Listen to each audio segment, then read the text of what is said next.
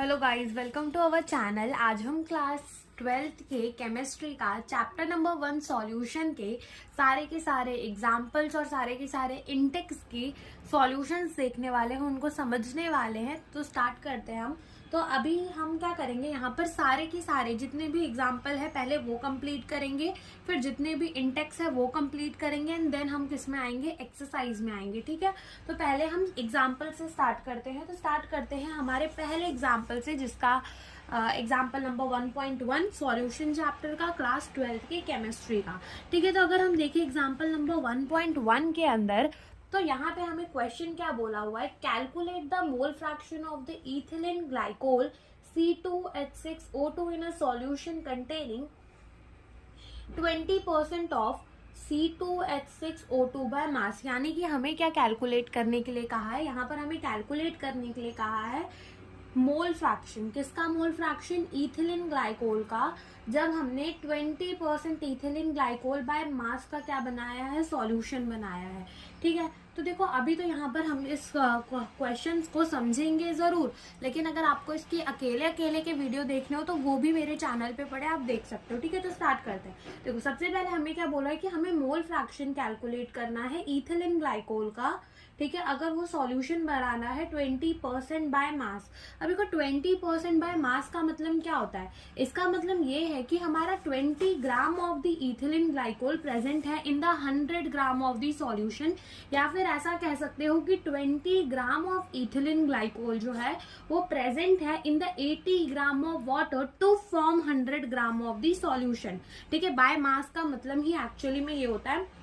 तो तुम कह सकते हो कि जो हमारा 20% इथिलीन ग्लाइकोल बाय मास है, ठीक है, इथिलीन ग्लाइकोल बाय मास है, उसका मतलब क्या कि 20 gram of the ethylene glycol जो है वो प्रेजेंट है इन द 100 ग्राम सॉल्यूशन। ठीक है, तो सबसे पहले तो हमें यहाँ पर क्या पता चल गया, W2 पता चल गया। W2 जो है हम किसको दिखने के लिए दिखाएंगे, सॉल्यूट को। ठीक है, किसको दिखाएंगे, सॉल्यूट को। 2 से हम सॉल्यूट को दिखाएंगे और 1 से हम किसको दिखाएंगे, सॉल्वेंट को दिखाएंगे।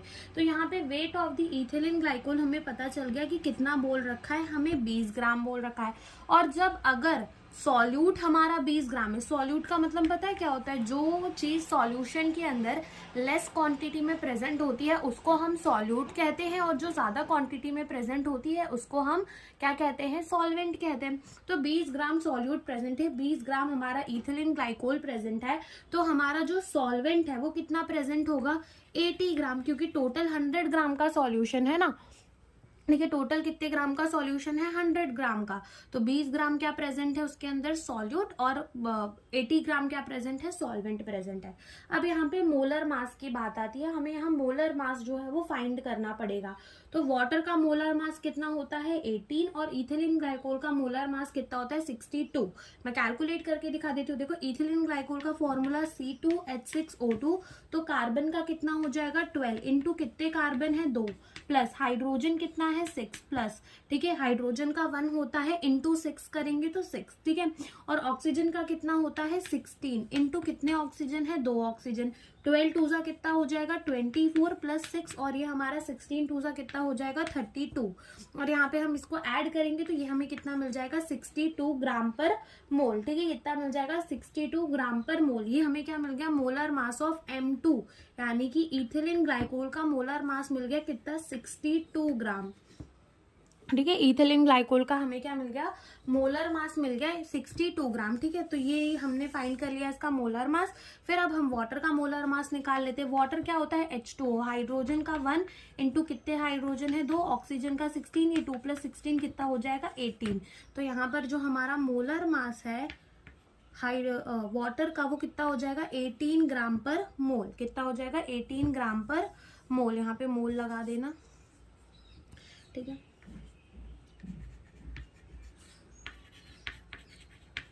तो ये हमने फाइंड कर लिया, क्या, ये हमारा वेट हो गया इथिलीन ग्लाइकोल का, ये मोलर मास, ये वेट ऑफ दी वाटर, और ये molar mass of the water. ठीक है, अब हम क्या निकालेंगे, अब हम मोल्स निकालेंगे किसके, इथिलीन ग्लाइकोल के।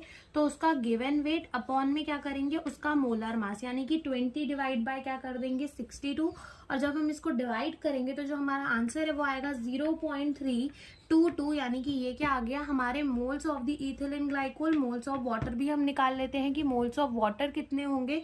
तो कितना ग्राम वाटर का गिवन है 80 ग्राम, अपॉन में मोलर मास कितना है 18, दोनों को डिवाइड करेंगे तो कितना आ जाएगा 4.44। तो ये क्या आ गया हमारा, ये आ गया हमारा मोल्स ऑफ दी वाटर। ठीक है, अब हमें क्या फाइंड करने कहा है, मोल फ्रैक्शन फाइंड करने के लिए कहा है। तो जैसे कि अगर मोल फ्रैक्शन ऑफ इथिलीन ग्लाइकोल हमें फाइंड करने के लिए कहा है, यानी कि हमें x2 फाइंड करने के लिए कहा है, तो हम कैसे निकालते हैं मोल fraction of the ethylene glycol. कैसे निकालेंगे हम मोल fraction of the ethylene glycol, तो हम क्या करेंगे, हम मोल्स रखेंगे इथिलीन ग्लाइकोल के, अपॉन में N1 plus N2 total moles को क्या कर देंगे, ऐड कर देंगे। टोटल मोल्स को क्या कर देंगे, ऐड कर देंगे। तो यहाँ इथिलीन ग्लाइकोल के कितने मोल्स है 0.322 अपॉन में N1 कितना है हमारा 4.44 प्लस N2, ठीक है, कितना है हमारा 0.322। ठीक है, अब यहाँ से क्या करेंगे, ये 0.322 है,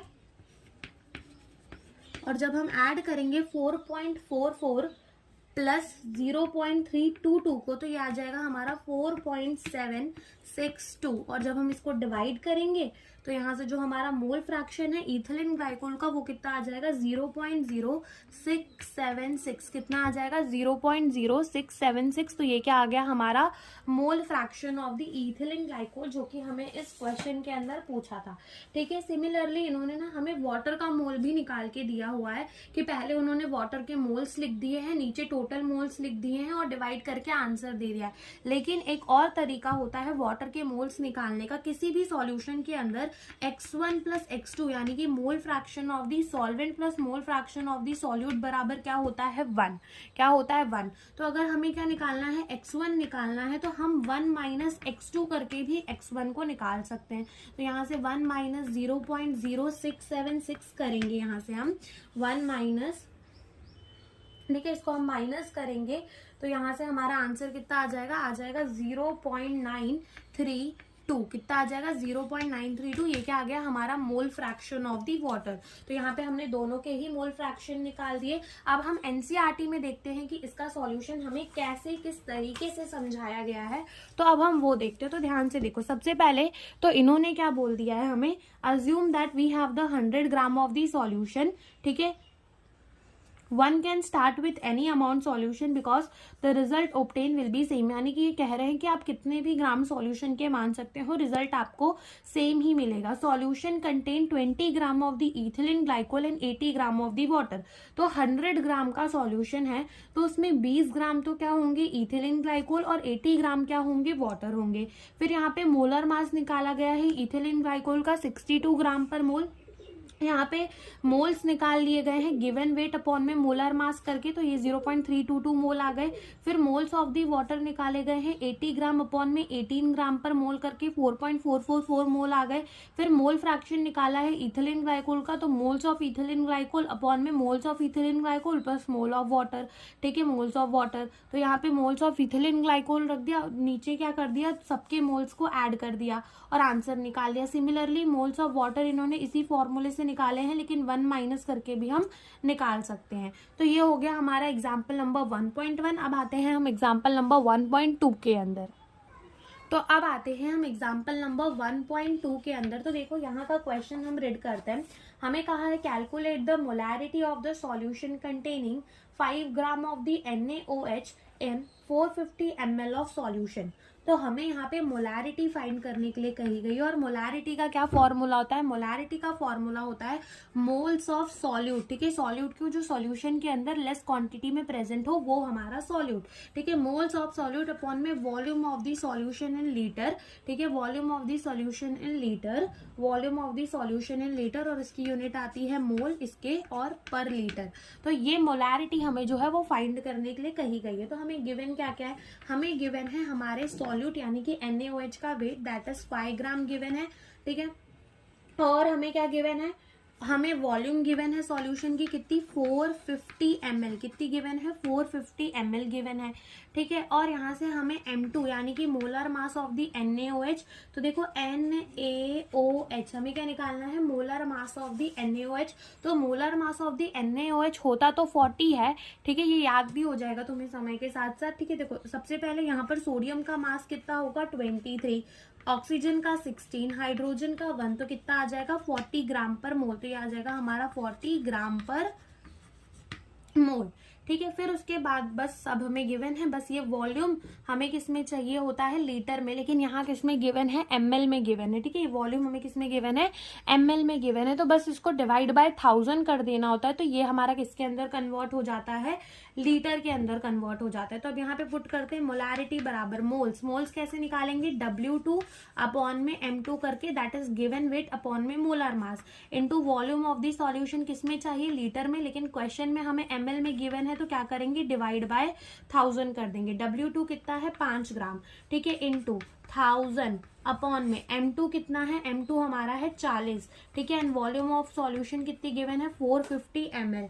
तो ये जीरो में से ये जीरो कैंसिल, ये जीरो में से ये जीरो कैंसिल, 5 10 कितना हो जाएगा 50, फिर 5 10 50 हो जाएगा हमारा, ठीक है। और 45 इंटू 4 कितना हो जाएगा, 45 इंटू 4 हमारा, देखो 5 10 50 एंड 45 इंटू 4, 5 4 20, 2 ऊपर कैरी, 0 नीचे, 4 4 16, ठीक है, 4 4 कितना होता है 16, और +1 करेंगे तो यहाँ पे क्या आ जाएगा 17, ठीक है। और जब हम इसको डिवाइड करेंगे तो जो हमारा आंसर है वो कितना आ जाएगा, तो 4 4 देखो यहाँ से क्या हो गया कि 4 5 कितना होता है 20, तो 2 ऊपर कैरी कर दिया, 0 नीचे ले लिया, देन 4 4 कितना होता है 16, एंड देन उसमें हमें 2 ऐड करना है, तो ये कितना हो जाएगा हमारा 18 हो जाएगा। अब इस 0 में से ये 0 कैंसिल, 5 डिवाइड बाय 18 करेंगे तो वो हमारा कितना आ जाएगा, वो हमारा आ जाएगा 0.2777 मोल पर लीटर, या फिर हम इसको लिख सकते हैं 0.278 राउंड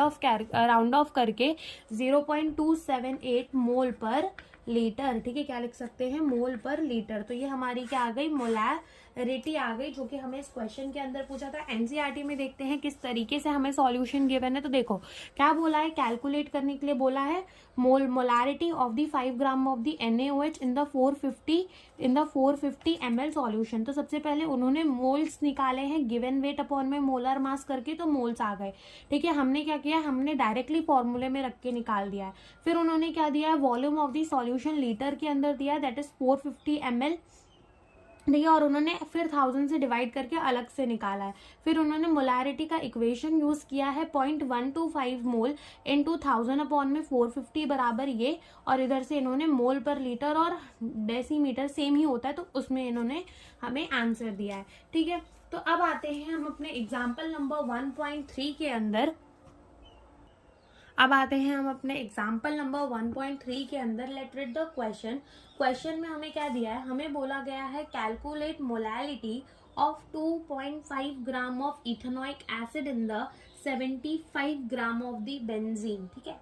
तो मोलैलिटी फाइंड करने के लिए कहा है, मोलैलिटी को छोटे m से डिनोट करते हैं, स्मॉल m से, और इसका मतलब होता है मोल्स ऑफ सॉल्यूट अपॉन में, मोल्स ऑफ सॉल्यूट अपॉन में क्या होता है, मास of the solvent in kg, ठीक है, मास ऑफ सॉल्वेंट किसके अंदर, kg में, mass of the solvent in kg। तो यहाँ से सबसे पहले हमें क्या गिवन है, हमें W2 गिवन है, कितना गिवन है 2.5 ग्राम।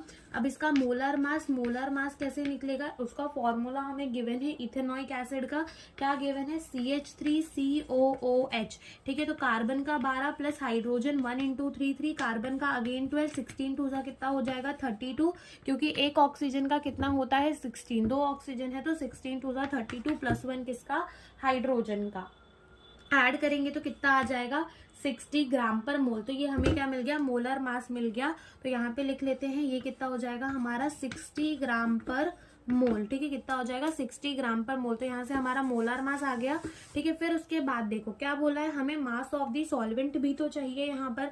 तो हमें बोला गया है कि वो हमें जो है इन 75 ग्राम ऑफ द बेंजीन बोला गया है, यानी कि हमें W1 भी दिया हुआ है 75 ग्राम, लेकिन हमें तो ये किसमें चाहिए होता है, केजी में। तो बस केजी में जाने के लिए इसको क्या कर देते हैं, डिवाइड बाय 1000, क्या कर देते हैं, डिवाइड बाय 1000 कर देते हैं।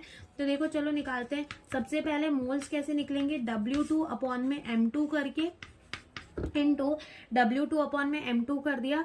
फिर उसके बाद मास ऑफ दी सॉल्वेंट हमें कितना गिवन है, W1 ग्राम में गिवन है, केजी में कन्वर्ट करने के लिए डिवाइड बाय 1000। बस अब इसके अंदर वैल्यू पुट कर दो। W2 कितनी है 2.5 ग्राम, M2 कितना है 60, इनटू ये क्या हो जाएगा 1000 अपॉन में W1 कितना गिवन है 75 ग्राम। ये जीरो में से ये जीरो कैंसिल, ये हो जाएगा 5 वन जा 5, 6 और 7, 5 5 जा कितना हो जाएगा 25। ये हो जाएगा कितना हमारा 5 2 जा 10 और 0 एज इट इज।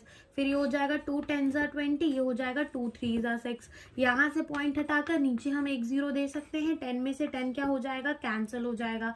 देन 5 5 जा कितना होता है 25 और 5 1 जा 5, 5 2 जा 10, 5 3 जा कितना होता है 15।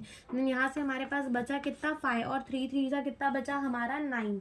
तो ये हम क्या कर देंगे 5/9 कर देंगे, क्या कर देंगे 5/9 कर देंगे। तो 5/9 जैसे ही हम करेंगे तो हमारा आंसर कितना आ जाएगा 0.56 मोल पर केजी, ठीक है, 0.56 मोल पर केजी। ये हमारा क्या आ जाएगा 0.56 मोल पर केजी हमारी मोलैलिटी आ जाएगी। क्या आ जाएगी, मोलैलिटी। अब एनसीईआरटी के अंदर भी सेम उसी तरीके से हमें दिया हुआ है, तो वो भी एक बार देख ही लेते। देखो यहाँ पे मोलर मास उसका कैलकुलेट किया है 60 ग्राम पर मोल।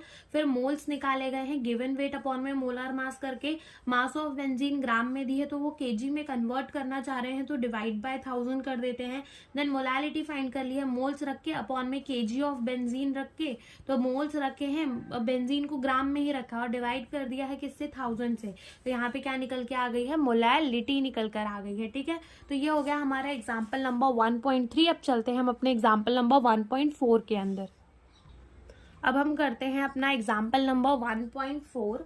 तो देखो वहां पे हमें क्वेश्चन सबसे पहले रेड करते हैं। तो क्वेश्चन में हमें कहा है कि if N2 gas is bubble through the water at the 293 kelvin, how many millimoles of N2 gas will dissolve in 1 liter of water?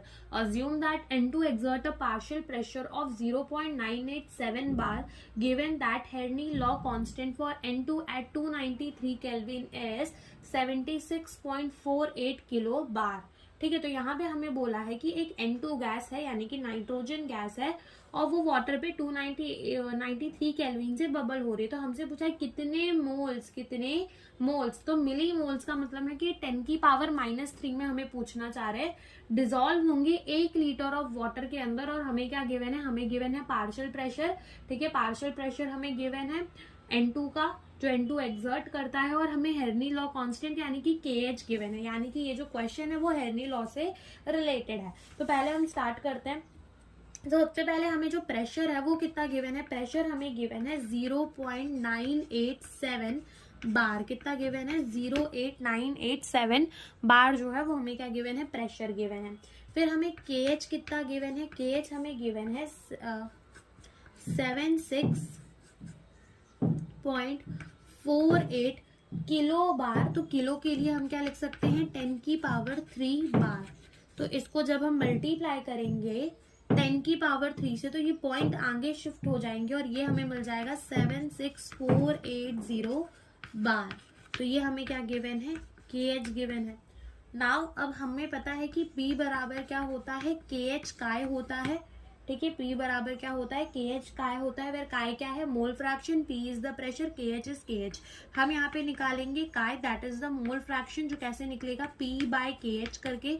P हमें गिवन है 0.987, KH हमें कितना गिवन है, KH हमें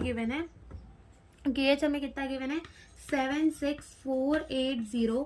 दोनों को डिवाइड करेंगे तो यहाँ से जो हमारा काय है वो कितना आ जाएगा 0.000129, ठीक है। कितना आ जाएगा 0.0000129 129, जिसको हम 1.2 इंटू 10 की पावर -5 भी लिख सकते हैं। देखो कैसे लिखा ये हमने, जब भी हम अपने डेसिमल को ना शिफ्ट करते हैं राइट की तरफ तो पावर को हम माइनस में ऐड करते चलते हैं। तो देखो 1 2 3 4 5 डेसिमल हम इसको आगे लेकर चले गए तो हमने 10 की पावर क्या कर दिया, -5 कर दिया। 10 की पावर क्या कर दिया, -5 कर दिया। ठीक है, तो ये समझ में आया। तो हम इसको 0.000 वाले को हटाकर डायरेक्टली क्या लिख देते हैं, 1.2 इंटू 10 की पावर -5 लिख देते हैं। क्या लिख देते हैं, 1.2 इंटू 10 की पावर -5। ये हमने क्या निकाल लिया, काय ना। अब काय आपको पता है ना क्या होता है, मोल फ्रैक्शन होता है। तो उसमें हम कैसे निकालेंगे, हम लिख सकते हैं मोल fraction of the nitrogen upon में टोटल मोल। अब यहाँ पे है क्या क्या, यहाँ पे हमारा वाटर है और नाइट्रोजन है, यानी कि दूसरे जो मोल्स हैं हमें किसके निकालने पड़ेंगे, वाटर के मोल्स निकालने पड़ेंगे। किसके मोल्स, वाटर के मोल। अब वाटर हमें कितना गिवन है, 1 लीटर गिवन है, और 1 लीटर का मतलब कितना हो जाएगा, 1000 ग्राम हो जाएगा। तो 1000 ग्राम अपॉन में molar mass of the water, अभी हमने थोड़ी देर पहले निकाला था, कितना होता है, 18 होता है। तो जैसे ही हम इसको डिवाइड करेंगे तो जो मोल्स ऑफ वाटर है वो कितने आ जाएंगे, 55.55। ठीक है, कितने आ जाएंगे, 55.55 मोल आ जाएंगे। ये क्या आ जाएगा, हमारा मोल्स ऑफ वाटर। अब काय जो है वो क्या लिखेंगे हम, मोल्स ऑफ नाइट्रोजन अपॉन में moles of nitrogen plus moles of water. ठीक है, moles of nitrogen plus moles of water. अब यहाँ पे जो ना नाइट्रोजन के मोल्स बहुत कम है, ये मिली मोल्स में हमें पूछना चाह रहे हैं, और 1 लीटर ऑफ वाटर है, यानी कि as compare to the water हमारे नाइट्रोजन के मोल्स बहुत कम है। तो यहाँ पर इस वाली टर्म को हम अप्रोक्सीमेटली क्या कर लेंगे, सिर्फ मोल्स ऑफ वाटर मान के सॉल्व करेंगे। ठीक है, तो यहाँ पे काय हमें कितना मिला, अब यहाँ पे हम निकालेंगे मोल्स ऑफ नाइट्रोजन। तो क्या कर देंगे, काय इंटू मोल्स ऑफ क्या कर देंगे, वाटर। तो काय हमने अभी कितना निकाला, 1.2 इंटू 10 की power -5, and moles of the water हमने कितना निकाला, 55.55। अब इन दोनों को मल्टीप्लाई कर देंगे तो जो हमारा मोल्स ऑफ N2 है, ठीक है, मोल्स ऑफ N2 वो कितना आ जाएगा, वो आ जाएगा हमारा 71.5 इंटू 10 की पावर -5 आ जाएगा। ठीक है, लेकिन इन्होंने हमसे किसमें पूछा है, इन्होंने हमसे पूछा है मिली मोल्स के अंदर। किसमें पूछा है, मिली मोल्स के अंदर हमसे पूछा है कि कितने मिली मोल्स होंगे, कितने मिली मोल्स होंगे, ये हमसे यहाँ पर पूछा है। तो इसको मिली मोल्स में लिखने के लिए हम इसको क्या कर देंगे, 10 की पावर 3 से मल्टीप्लाई कर देंगे, तो ये हमारा मिली मोल्स में आ जाएगा। ठीक है, मिली का मतलब ये क्या होता है, 10 की पावर में। ठीक है, 10 की पावर 3 में। तो ये इन्होंने हमसे मिली मोल के अंदर पूछा है, तो हम इसको क्या करेंगे, 10 की पावर 3 से मल्टीप्लाई कर देंगे, तो ये हो जाएगा 71.5 इंटू 10 की पावर -2। ठीक है, because when the bases are same power are added, तो पावर ऐड हो जाएगा यहाँ से, तो ये आ जाएगा हमारा 71.5 इंटू 10 की पावर -2। और जब हम अपने डेसिमल को कहाँ शिफ्ट करेंगे, डेसिमल को हम शिफ्ट करेंगे किसके अंदर, यहाँ पे शिफ्ट करेंगे, लेफ्ट में शिफ्ट करते हैं जब हम अपने डेसिमल को, तो पावर क्या होते हैं, ऐड होते हैं। और जैसे ये ऐड होगा तो प्लस माइनस तो क्या हो जाएगा, माइनस हो जाएगा। तो यहाँ से 1 और 2, तो ये हमारा कितना आ जाएगा, 0.715 आ जाएगा। कितना आ जाएगा, 0.715 मिली मोल्स। ठीक है, कितना आ जाएगा, 0.715 कितना आ जाएगा, मिली मोल आ जाएगा। ठीक है, तो ये हमारा क्या आ गया, मिली मोल्स ऑफ N2, जो कि हमें इस क्वेश्चन से आके रखा है। तो देखो लिखा है, जो सोल्यूबिलिटी है of gas is related to the mole fraction in the aqueous solution. ठीक है, ये हेर्नी लॉ के बारे में ही बता रहे हैं। The mole fraction of the gas in the solution is calculated by applying the हेर्नी लॉ, दैट इज P बराबर KH। काय है लोग ने लगाया, लेकिन काय यानी कि नाइट्रोजन का P/KH करके निकाल लिया। As 1 litre of the water contain 55.5 mole of it, therefore N represent the number of moles of N2 in the solution. तो ये कह रहे हैं कि 1 लीटर पानी के अंदर हमारे 55.5 मोल क्या है, वाटर है। ठीक है, 55.5 मोल क्या है, वाटर है, और बाकी के जो बचे हैं वो क्या होंगे, हमारे मोल्स ऑफ नाइट्रोजन होंगे, यानी कि नाइट्रोजन के मोल्स तो कम ही है। ठीक है, फिर इन्होंने नाइट्रोजन के मोल फ्रैक्शन को मोल्स ऑफ नाइट्रोजन अपॉन में moles of nitrogen plus moles of water निकाला। तो यहाँ से इन्होंने देखो लिखा है कि n in the denominator is neglected as it is very very less than 55.5, यानी कि कम है, इसलिए उन लोगों ने नेग्लेक्ट कर दिया। फिर यहाँ से क्या किया इन लोगों ने, ये काई की वैल्यू रखी है, ये मोल्स ऑफ वाटर, ये मोल्स ऑफ नाइट्रोजन। तो मोल्स ऑफ नाइट्रोजन निकालने के लिए दोनों को मल्टीप्लाई कर दिया। जैसे ही दोनों को मल्टीप्लाई किया तो वो इतना आ जाएगा। हमने किस में लिखा था, 10 की पावर -5 के अंदर, यानी कि एक को शिफ्ट कर दिया था इस वजह से। ठीक है, फिर इन्होंने 1000 से मल्टीप्लाई कर दिया है, तो आंसर किसके अंदर आ गया है, मिली मोल्स के अंदर आ गया है। तो यही इस क्वेश्चन के अंदर पूछा था। अब हम आते हैं एग्जाम्पल नंबर 1.5 के अंदर। तो आते हैं हम अपने एग्जाम्पल नंबर 1.5 के अंदर। तो रीड करते हैं क्वेश्चन के अंदर क्या लिखा है।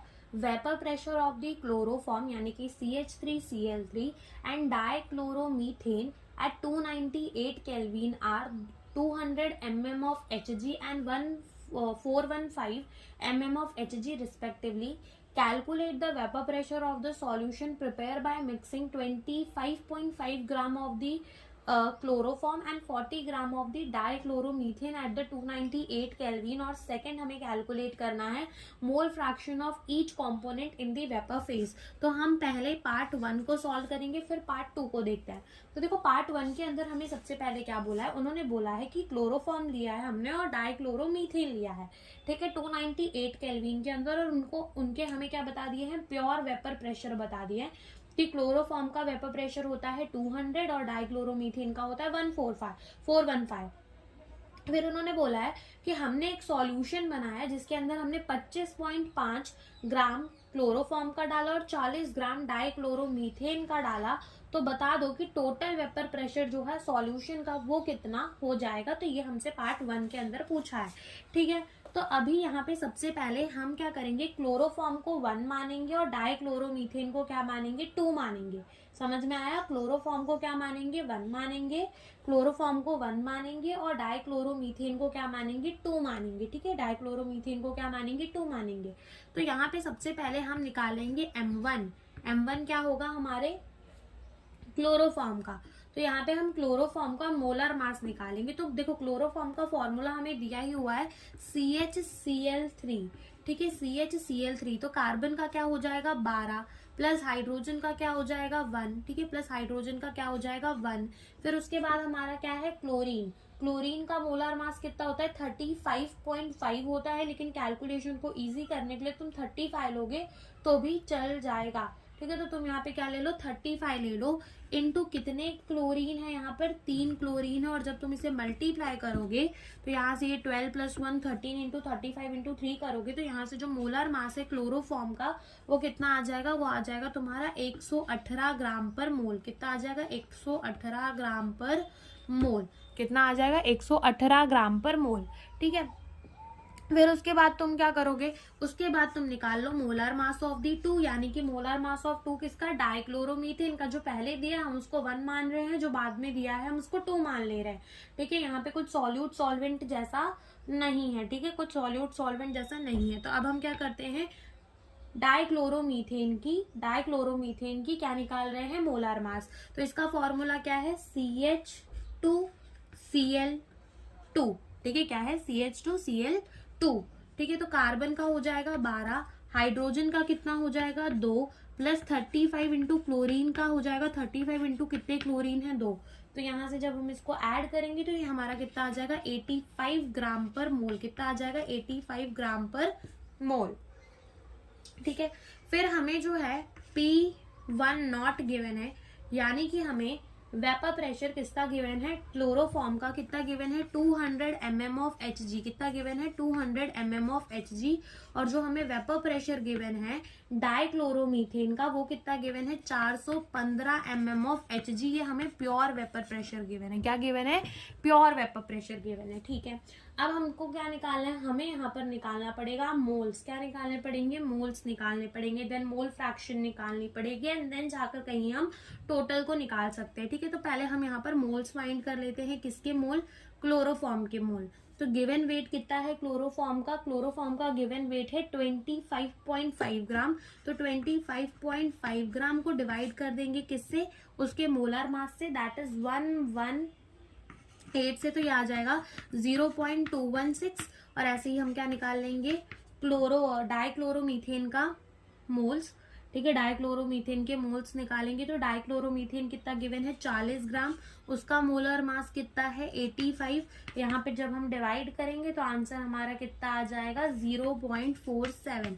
तो ये क्या निकाल लिए हमने, निकाल दिए मोल्स। अब हम क्या निकालेंगे, मोल फ्रैक्शन निकालेंगे। तो मोल फ्रैक्शन पता है कैसे निकलेगी, 1 वाले की मोल फ्रैक्शन कैसे निकलेगी, N1 अपॉन में N1 प्लस N2 करके।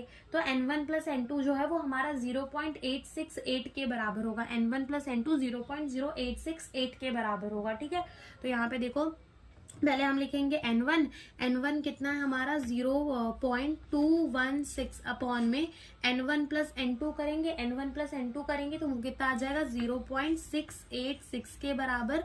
तो यहाँ से जो Chi1 है वो हमारा कितना आ जाएगा 0.314। अब Chi2 निकालना है हमें तो क्या कर सकते हैं 1 माइनस 0.314। ठीक है, और जैसे ही हम 1 माइनस 0.314 करेंगे तो जो हमारा Chi2 है वो कितना आ जाएगा, वो आ जाएगा 0.686। कितना आ जाएगा 0.686। ये हमारा क्या आ जाएगा Chi2 आ जाएगा। ठीक है, तो ये हमने Chi1 एंड Chi2 निकाल लिया। अब हमें क्या निकालना है, हमें निकालना है अब क्या निकालना है हमें, अब यहाँ पर हमें निकालना है यहाँ पर अब टोटल मतलब वेपर प्रेशर ऑफ सॉल्यूशन निकालना है।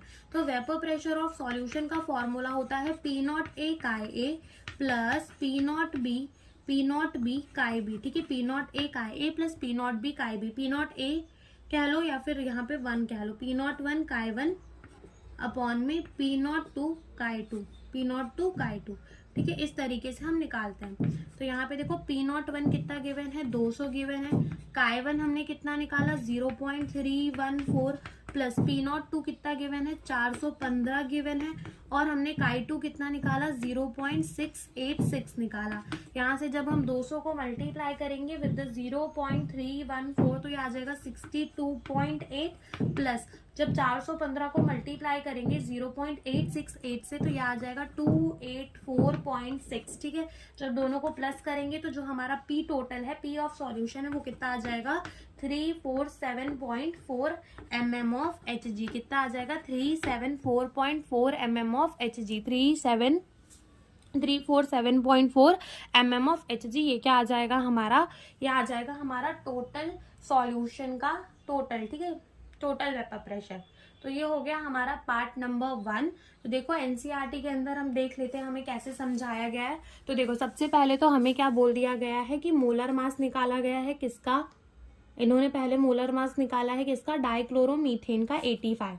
ठीक है, फिर इन्होंने मोलर मास निकाला है किसका, क्लोरोफॉर्म का 119.5। यानी कि थोड़ा बहुत अगर उसमें हो क्या कहते हैं पॉइंट्स में आंसर ऊपर नीचे तो वो चल जाता है। ठीक है, तो मोल्स इन्होंने निकाले हैं किसके, डाइक्लोरोमीथेन के, और मोल्स इन्होंने निकाले हैं किसके, क्लोरोफॉर्म के। यहाँ पे डाइक्लोरोमीथेन के 0.47 है और हमारे क्लोरोफॉर्म के कितने हैं 0.0213। टोटल मोल्स इन्होंने निकाल लिए हैं कैलकुलेट करके 0.83 करके।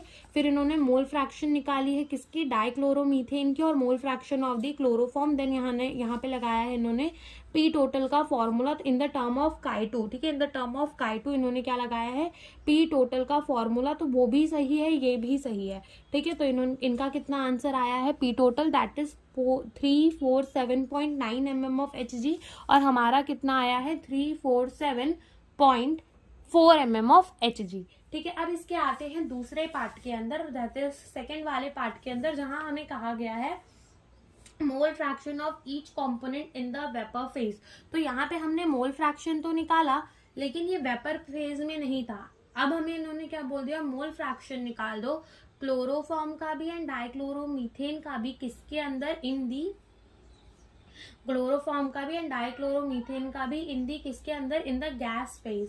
ठीक है, गैस फेज कह लो या फिर वेपर फेज कह लो, उस फेज के अंदर हमें इनके क्या निकालने हैं मोल फ्रैक्शन। तो अब हम पार्ट 2 करते हैं इसका।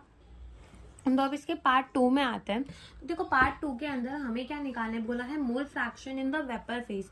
तो mole fraction in the vapour phase का जो फॉर्मूला होता है वो होता है P बराबर Y into P total. P total क्या, जो अभी हमने पीछे निकाला पी टोटल ये वाला। ठीक है, और यहाँ पर P क्या होता है, यहाँ पर P होता है जैसे कि अगर हम P निकालते हैं तो यहाँ पर P1 निकालना है तो उसको कैसे निकालेंगे, P1 नॉट Chi1 करके, P2 नॉट Chi2 करके, ठीक है, जो कि अभी हमने पीछे निकाला भी था कि हमने P टोटल का जब फॉर्मूला लगाया था तो P1 not into Chi1 plus P2 not into Chi2 हमने किया था, बस वो यही P1 P2 है, ठीक है। तो जो कि हमने पीछे कैलकुलेट किए थे कि कितने आएंगे, तो P1 हमारा कितना आया था, P1 हमारा आया था 62.8 और P2 हमारा कितना आया था, P2 हमारा आया था 284.6, ठीक है। इन्हीं दोनों को ऐड करके हमने क्या निकाला था, P टोटल निकाला था, ठीक है। बस अब यहाँ पे बस वैल्यू पुट करके हमें क्या निकाल लेना है, तो देखो P1 बराबर Y1 into P total, PT लिख देते हैं P टोटल को, P1 कितना है 62.8 बराबर Y1 इंटू P टोटल कितना है 347.4, ठीक है। यहाँ से जो Y1 है ये क्या है, mole fraction of the chloroform in the vapour phase, ठीक है, क्या है, mole fraction of the chloroform in the vapour phase. तो इन दोनों को डिवाइड करेंगे, 62.8 डिवाइडेड बाय 347.4, तो यहाँ से ये कितना आ जाएगा 0.810 आ जाएगा। और ऐसे ही Y2 निकाल लेंगे तो वो भी क्या करेंगे हम, P2 डिवाइडेड बाय क्या कर देंगे, P टोटल, क्या कर देंगे P2 divided by P total, तो P2 कितना है 284.6 अपॉन में P टोटल 347.4, दोनों को डिवाइड करने के बाद कितना आ जाएगा 0.82। तो ये क्या आ गया हमारा वेपर फेज के अंदर मोल फ्रैक्शन ऑफ द डाइक्लोरोमीथेन। तो एनसीईआरटी में देखते हैं कैसे समझाया यहाँ पे, तो देखो लिखा है यूजिंग द रिलेशन 2.19, यानी कि इन्होंने हमें रिलेशन दिया हुआ है ऊपर, ठीक है। We can calculate the mole fraction of the component in the gas phase कह लो, वेपर फेज कह लो, सेम बात है।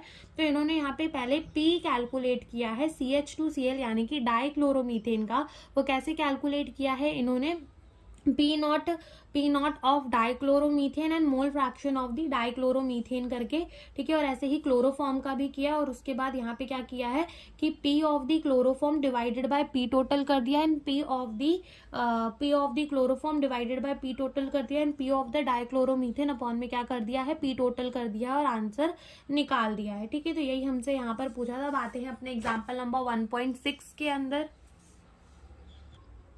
तो आते हैं हम अपने एग्जाम्पल नंबर 1.6 के अंदर। लेट रीड द क्वेश्चन के अंदर हमें क्या बोला गया है, the vapour pressure of pure benzene at certain temperature is 0.850 बार, यानी कि इन्होंने हमें वेपर प्रेशर ऑफ प्योर क्या दे दिया है, बेंजीन दे दिया है कितना 0.850, a non-volatile, non-electrolyte solid weighing 0.5 gram when added to the 39 gram of the benzene, molar mass दे दी है बेंजीन की। अब देखो नॉन वॉलेटाइल यानी कि जिसके वेपर नहीं बन सकते, नॉन इलेक्ट्रोलाइट जो जाके डिसोसिएट नहीं होगा, ऑफ सॉलिड यानी कि W2 कितना डाल दिया है 0.5 ग्राम डाल दिया है, किसके अंदर हमारे W1 यानी कि कितने बेंजीन के अंदर 39 ग्राम ऑफ बेंजीन के अंदर, और जो मोलार मास है हमारे बेंजीन का वो हमें कितना गिवन है 78 ग्राम पर मोल हमें गिवन है। The vapour pressure of the solution then is, तो जो वेपर प्रेशर है हमारे सॉल्यूशन का, ठीक है, वेपर प्रेशर ऑफ सॉल्यूशन कितना हो गया, वो हो गया 0.845, ठीक है, 0.845 ये क्या हो गया vapour pressure of the solution, यानी कि vapour pressure of the solution कम हो गया है, क्योंकि देखो कभी भी मान लो एक प्योर बेंजीन है, ठीक है, प्योर बेंजीन है, और प्योर बेंजीन के जो है वो क्या बन रहे थे, वेपर्स बन रहे थे, तो उसके वेपर के जो प्रेशर थे वो उसका वेपर प्रेशर था। तो vapour pressure of pure benzene कितना था 0.850 क्या था, बार था, ठीक है। फिर जैसे ही हमने उसमें नॉन वॉलेटाइल सॉल्यूट डाला, यानी कि जो वेपर नहीं बन सकता, पहले पूरा का पूरा जो ऊपर का एरिया था वो कौन कवर करके रख रहा था, जैसे कि मान लो ये कुछ भी है हमारा बर्तन और इसके ऊपर पूरी की पूरी क्या भरी हुई है बेंजीन, तो यहाँ पे जितने भी मॉलिक्यूल थे वो सब किसके थे, बेंजीन के थे, तो ये उड़ रहे थे, वेपर बन रहा था, ठीक था। जैसे ही हमने इसमें क्या डाल दिया, नॉन वॉलेटाइल सॉल्यूट डाल दिया, तो क्या किया कि ये नॉन वॉलेटाइल सॉल्यूट ने कुछ कुछ जगह घेर के रख ली, ठीक है, सरफेस की कुछ कुछ जगह उसने घेर के रख ली, और उसके बाद वेपर थोड़े कम बन रहे थे, इसके वजह से वेपर प्रेशर भी क्या हो गया, कम हो गया। तो जब भी हम प्योर के अंदर कुछ नॉन वॉलेटाइल सॉल्यूट डाल देते हैं तो उसका वेपर प्रेशर क्या हो जाता है, कम हो जाता है, जैसे कि यहाँ पे हुआ। हमें पूछा है कि मोलर मास सॉलिड सब्सटेंस का कितना होगा, यानी कि हमसे क्या पूछ लिया है, हमसे पूछ लिया है कि M2 यानी कि the molar mass of the solid substance कितना होगा। तो यहाँ पे हमें लगाना है relative lowering in the vapour pressure वाला formula, that is P0 minus PS upon में P0 यानी कि ये pure vapour pressure of the benzene, ये सॉल्यूशन का, ये प्योर का बराबर किसके होता है, Chi2 के बराबर होता है। और इस Chi2 को तो हम ऐसे भी लिख सकते हैं N2 अपॉन में N1 प्लस N2, और अगेन यहाँ पर N2 को हम नेग्लेक्ट कर देंगे, N1 को हम रखेंगे, ठीक है। तो यहाँ से हमने इसको नेग्लेक्ट किया तो ये आ गया हमारा N2 अपॉन में N1। अब जैसे मोल्स ऑफ 2 निकालने हो तो कैसे निकालेंगे, W2 अपॉन में M2 इंटू मोल्स ऑफ 1 निकालने हो तो कैसे निकालेंगे, W1 अपॉन में M1। बस अब इसमें और इसमें हमें अपने वैल्यूज को पुट करना है। P0 कितना है 0.850, PS कितना है 0.845 अपॉन में P0 कितना है 0.850 बराबर W2 कितना है 0.5 ग्राम, M1 कितना है हमारा 78 ग्राम पर मोल अपॉन में M2 हमें निकालना है, और W1 कितना गिवन है 34, ठीक है। W1 कितना गिवन है हमें 34। बस अब इसको सॉल्व करके हमारा आंसर आ जाएगा। तो देखो यहाँ पे आंसर कैसे आएगा, M2 निकालना है, हाँ M2 निकालना है, तो M2 को क्या कर दो, M2 को हमें तो M2 निकालना है ना, M2 को यहाँ भेज दो, M2 को यहाँ भेज दो। जैसे ही M2 को यहाँ भेजोगे तो ये यहाँ आ जाएगा, यानी कि 0.5 इंटू 0.850 इंटू 78 मल्टीप्लाई हो जाएगा अपॉन में ये माइनस का टर्म और ये डिवाइड में आ जाएंगे, ठीक है। ये माइनस का टर्म और ये किस में आ जाएंगे, डिवाइड में। तो यहाँ पे हो जाएगा 0.850 माइनस 0.845 इंटू क्या कर देंगे, इंटू 34 कर देंगे। तो यहाँ से जब हम इसको सॉल्व करेंगे, क्या किया हमने, M2 को यहाँ भेज दिया, M2 को जैसे ही यहाँ पर भेजा तो ये वाला टर्म, ये वाला मल्टीप्लाई होके एक जगह, ये वाला टर्म, ये वाला और ये वाला डिवाइड हो जाएंगे, ठीक है।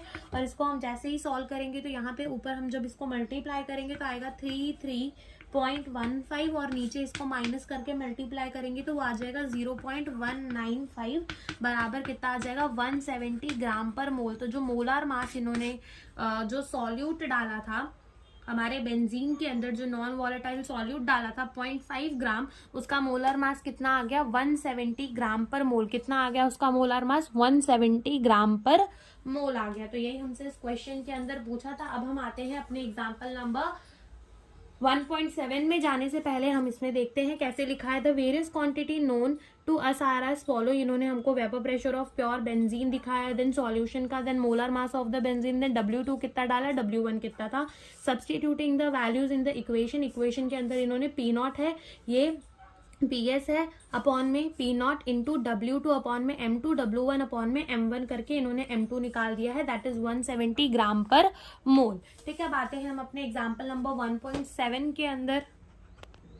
तो अब आते हैं हम अपने एग्जाम्पल नंबर 1.7 के अंदर। तो रीड करते हैं, क्वेश्चन में लिखा है 18 ग्राम ऑफ द ग्लूकोज C6H12O6। तो अब ग्लूकोज का भी मोलर मास याद ही कर लो, 180 ग्राम होता है, ठीक है, वरना तुम निकाल भी सकते हो लेकिन याद कर लोगे तो टाइम बचता है, ठीक है। It is dissolve in 1 kg of the water in a saucepan, यानी कि 18 ग्राम ऑफ द ग्लूकोज को ये 1 किलो पानी में डाल रहे हैं एक सॉसपैन के अंदर। At what temperature will water boil at 1.013 bar, Kb for the water is 0.52 kelvin kg per मोल, ठीक है। तो अब यहाँ पे क्वेश्चन समझना। देखो क्वेश्चन में इन्होंने क्या बोला, पहले इन्होंने पानी लिया था, फिर उस पानी के अंदर इन्होंने क्या डाल दिया, 18 ग्राम ऑफ द ग्लूकोज डाल दिया। क्या डाल दिया, 18 ग्राम ऑफ द ग्लूकोज डाल दिया।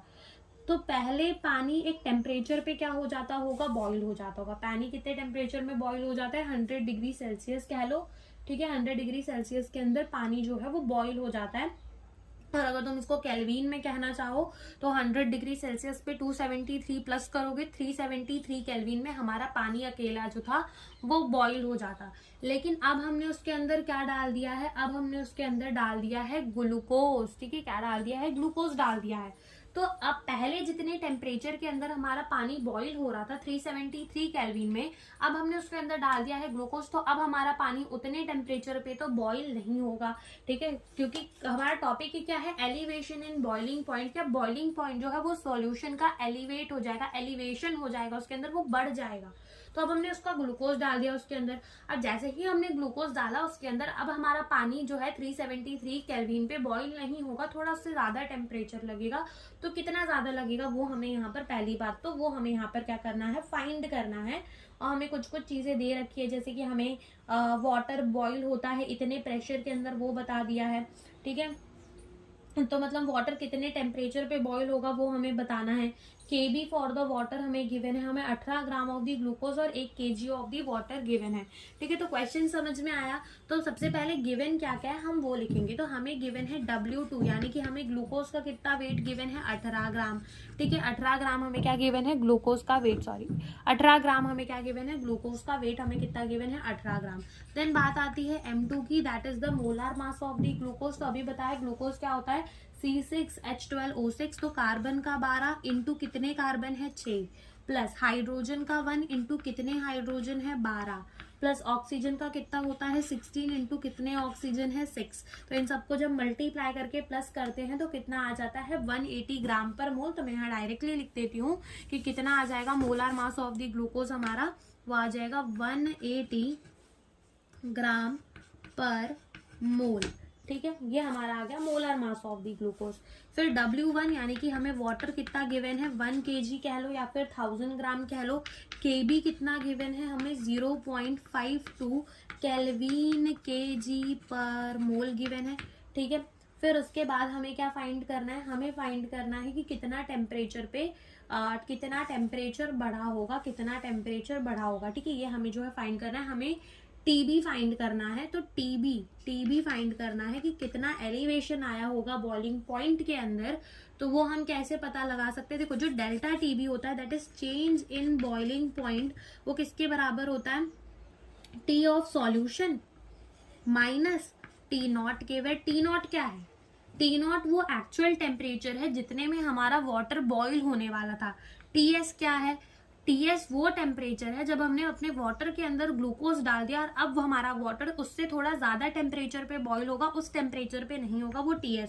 तो we have to find the TS, लेकिन TS से पहले हमें डेल्टा TB निकालना पड़ेगा। तो देखो डेल्टा TB का जो फॉर्मूला होता है कि जो हमारा डेल्टा TB है वो किसके बराबर होता है, KBM के, वेर M क्या है, मोलैलिटी, क्या है, मोलैलिटी। तो मोलैलिटी कैसे निकलती है, moles of the solute upon में mass of the solvent in KG, mass of solvent किसके अंदर, केजी के अंदर, ठीक है। अब मोल्स कैसे निकलेंगे, मोल्स निकलेंगे W2 अपॉन में M2 करके। तो यहाँ पे हम मोल्स निकाल लेते हैं कि 18 ग्राम अपॉन में 180, तो ये 10 से जाएगा, यानी कि 0.1 जो है हमें क्या मिल जाएगा, मोल्स मिल जाएगा। बस यहाँ पुट कर दो, ये हो जाएगा 0.52 इंटू मोल्स कितने हो जाएंगे 0.1 अपॉन में mass of the solvent in KG. तो हमें कितना दे रखा है, 1 kg ही दे रखा है। तो यहाँ से जो हमारा डेल्टा TB है वो कितना आ जाएगा, डेल्टा TB हमारा, इसको मल्टीप्लाई करेंगे।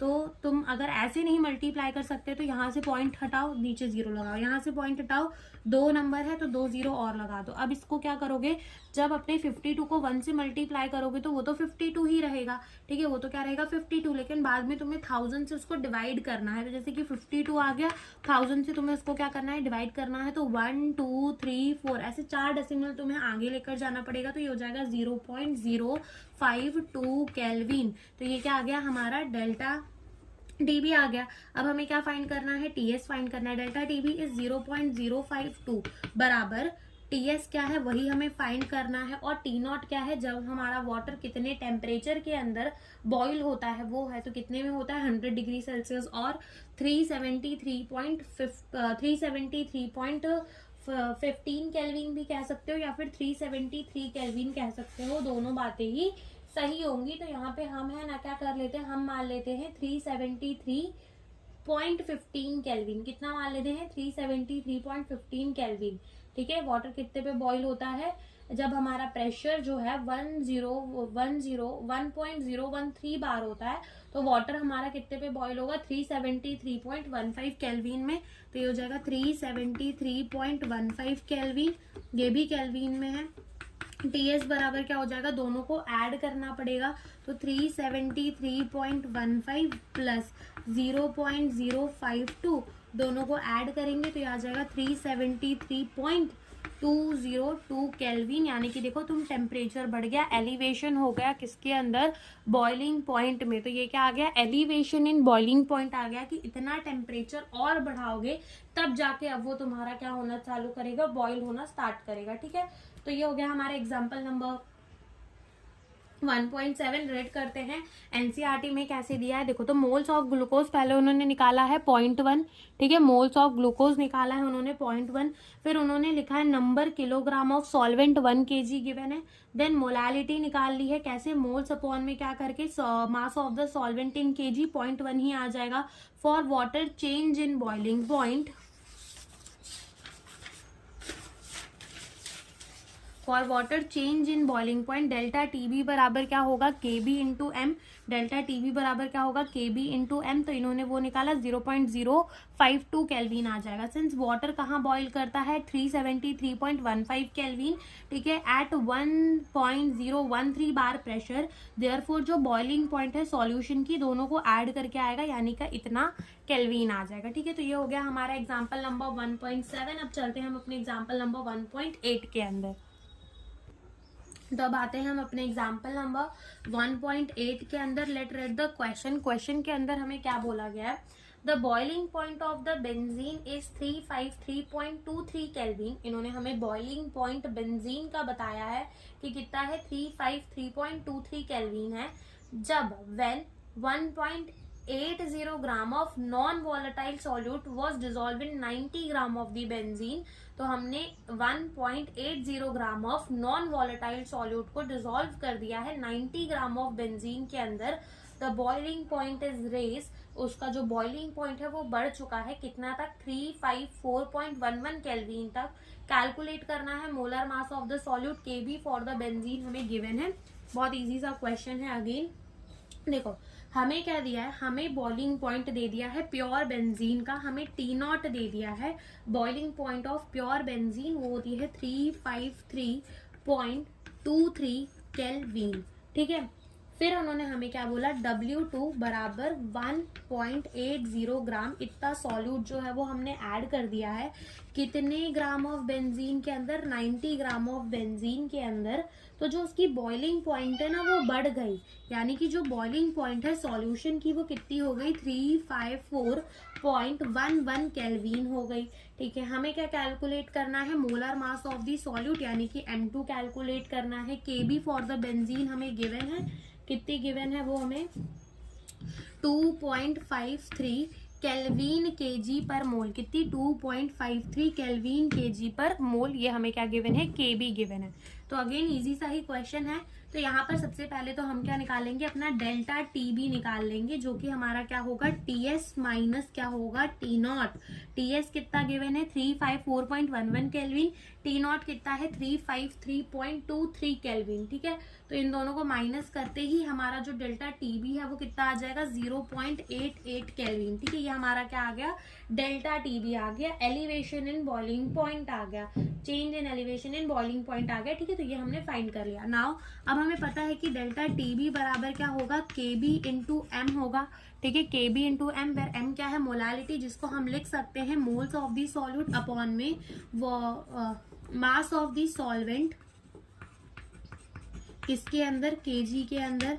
और इसको हम ऐसे भी तो लिख सकते हैं, डेल्टा टीबी बराबर केबी, N2 को W2 अपॉन में M2, और यहाँ से जो हमें मास ऑफ सॉल्वेंट है यानी कि W1 ग्राम के अंदर गिवन है, तो हमें उसको 1000 से मल्टीप्लाई करना पड़ेगा।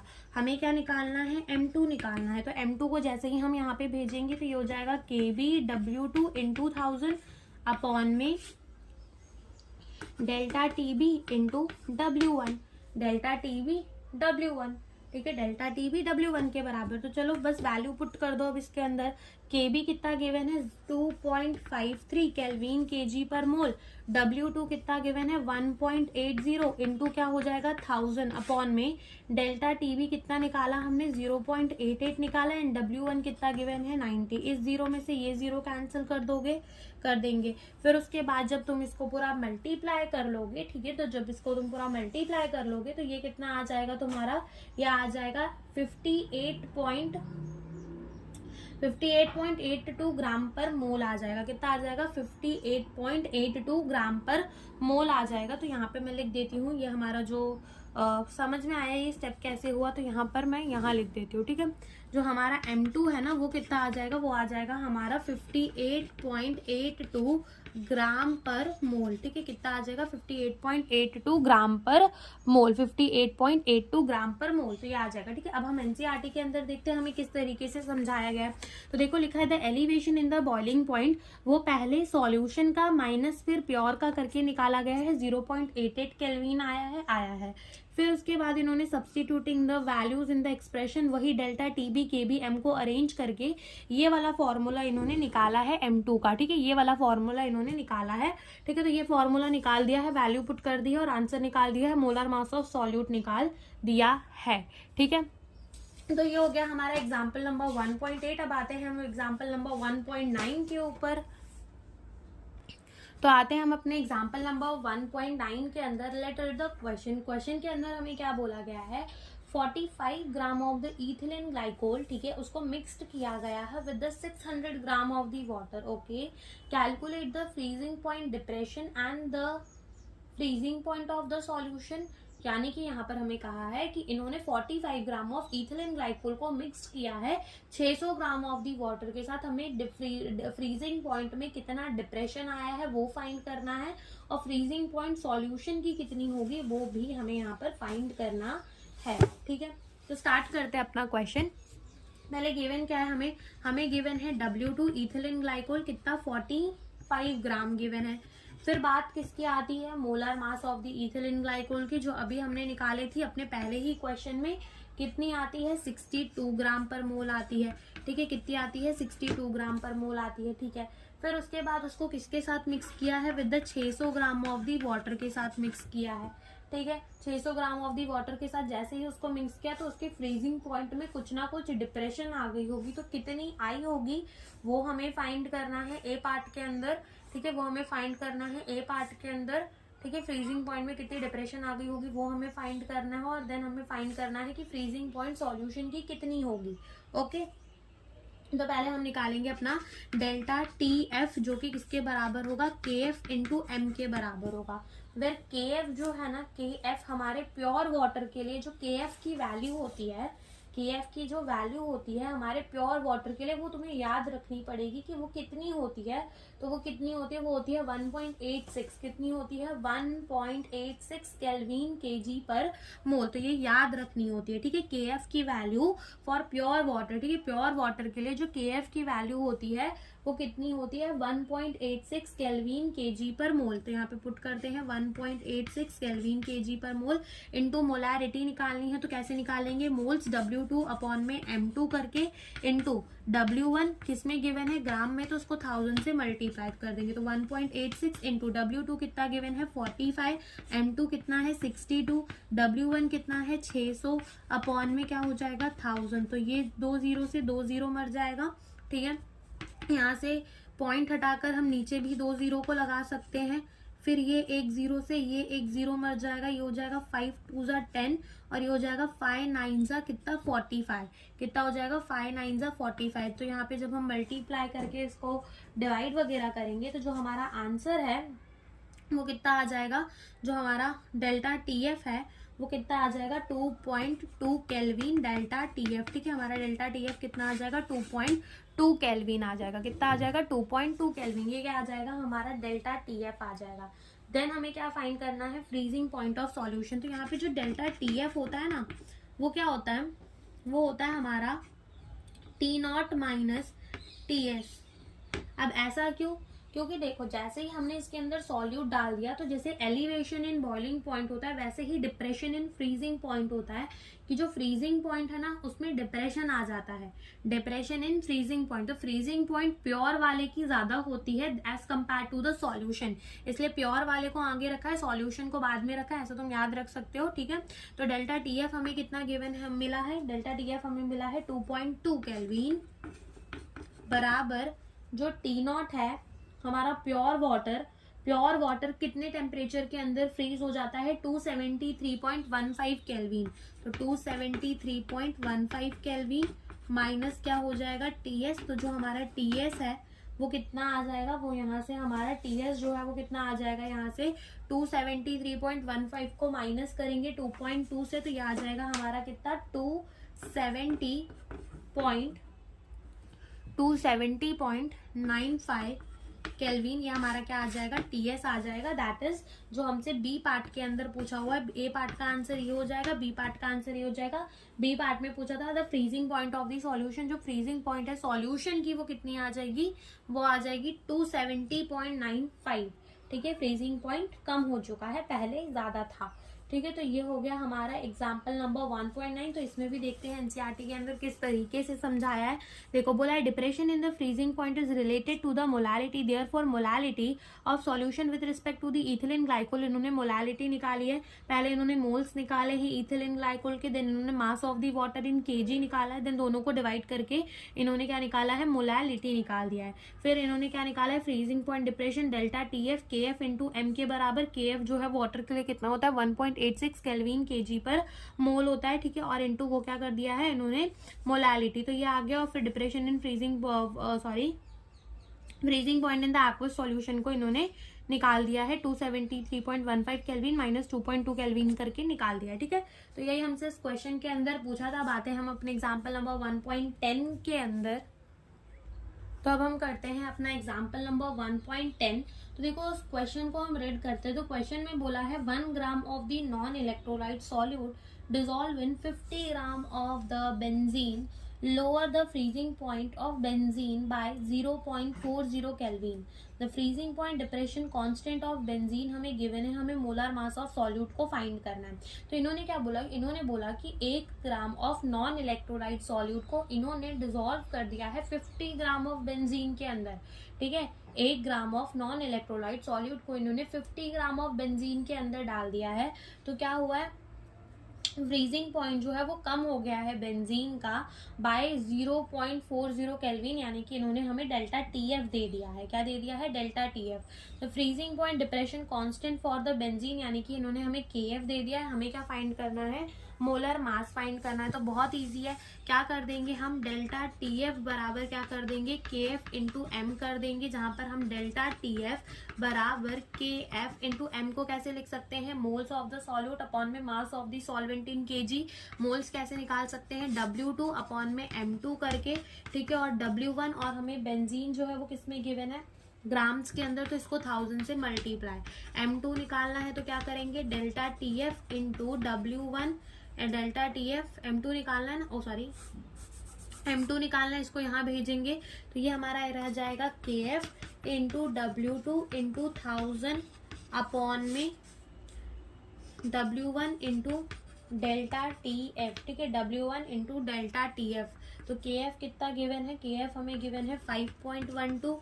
W2 कितना गिवन है, W2 हमें जो है वो गिवन है 1 ग्राम इंटू क्या हो जाएगा 1000 अपॉन में W1 कितना गिवन है 50 ग्राम, और डेल्टा TF कितना है 0.40। 0 में से 0 कैंसिल, ठीक है। 0 में से 0 कैंसिल, इस 0 में से ये 0 कैंसिल, ठीक है। इस 0 में से ये 0 कैंसिल हो गया। फिर यहाँ से अगर हम पॉइंट हटाएंगे तो नीचे क्या आ जाएगा, 2 0 आ जाएगा। तो ये 0 में से ये 0 भी कैंसिल, ठीक है। ये 0 में से ये 0 कैंसिल हो जाएगा, ठीक है। तो यहाँ से जब हम इसको 5.1, यहाँ पे क्या बचा 5 और 2 बचा, और यहाँ पे 5 इंटू 0.4 इंटू 10 बचा, ठीक है। तो जैसे ही हम इसको यहाँ से हटाएंगे तो एक यहाँ से जाएगा, 10 में से 10 भी खत्म हो जाएगा, और यहाँ पे बचेगा हमारा 5 और 2 अपॉन में 5 4 20। दोनों को डिवाइड करने के बाद जो हमारा आंसर आएगा वो कितना आ जाएगा 256 ग्राम पर मोल, ठीक है, कितना आ जाएगा 256 ग्राम पर मोल। ये क्या आ गया हमारा molar mass of the solute, क्या आ गया हमारा molar mass of the solute आ गया, ठीक है। एक सेकेंड रुक जाओ, ऐसा लगता है कि कैलकुलेशन में ये जीरो एक्स्ट्रा आ रहा है, तो एक बार हम इसको फिर से रखकर सॉल्व करके देखते हैं, ठीक है, सारे वैल्यूज को। तो देखो सबसे पहले KF हमें कितना गिवन है, KF क्वेश्चन के अंदर हमें बोला है 5.12, W2 कितना गिवन है हमें 1 ग्राम इंटू 1000 अपॉन में W1 कितना गिवन है हमें, W1 यानी कि हमारा जो बेंजीन का वेट है वो 50 ग्राम हमें गिवन है, इंटू डेल्टा TF कितना है 0.40, ठीक है 0.40। अब हम यहाँ से पॉइंट हटाएंगे तो नीचे क्या आ जाएगा 2 0, ठीक है, नीचे 2 0 आ जाएगा, ठीक है। इधर से पॉइंट हटाएंगे तो नीचे क्या ऊपर क्या चला जाएगा 2 0, फिर ये 100 से ये 100 हो जाएगा कैंसिल, यहाँ पे अब हमारा सिर्फ 40 रह जाएगा, ठीक है। ये 0 से ये 0 भी कैंसिल और ये 0 से ये 0 भी कैंसिल, ठीक है, ये 0 से ये 0 कैंसिल, ये 0 से ये 0 कैंसिल। फिर देखो ये हो जाएगा हमारा 5 1 जा 5 और ये हो जाएगा 5 2 जा 10, देन ये हो जाएगा 2 1 जा 2 एंड 2 2 जा 4, यस। तो ये हमारा 5 1 2 बाय क्या बचेगा खाली 2। फिर ये देखो ये हो जाएगा 2 2 जा 4, 1 यहाँ कैरी, 2 5 जा 10, 2 6 जा 12, तो ये आ जाएगा 256 ग्राम पर मोल, ठीक है, 256 ग्राम पर मोल। तो ये हो गया हमारा। और देख लेते हैं एनसीईआरटी के अंदर कैसे समझाया है सब्सटीट्यूटिंग, इन्होंने तो डायरेक्टली वैल्यूज को ही सब्सटीट्यूट कर दिया है वही इस M2 के फॉर्मूले में और मोलार मास निकाल दिया है। ओके, अब आते हैं हम अपने एग्जाम्पल नंबर 1.11 के अंदर। तो आते हैं हम अपने एग्जाम्पल नंबर 1.11 के अंदर। तो देखो वहां पे क्या लिखा हुआ है, क्वेश्चन को रीड करते हैं।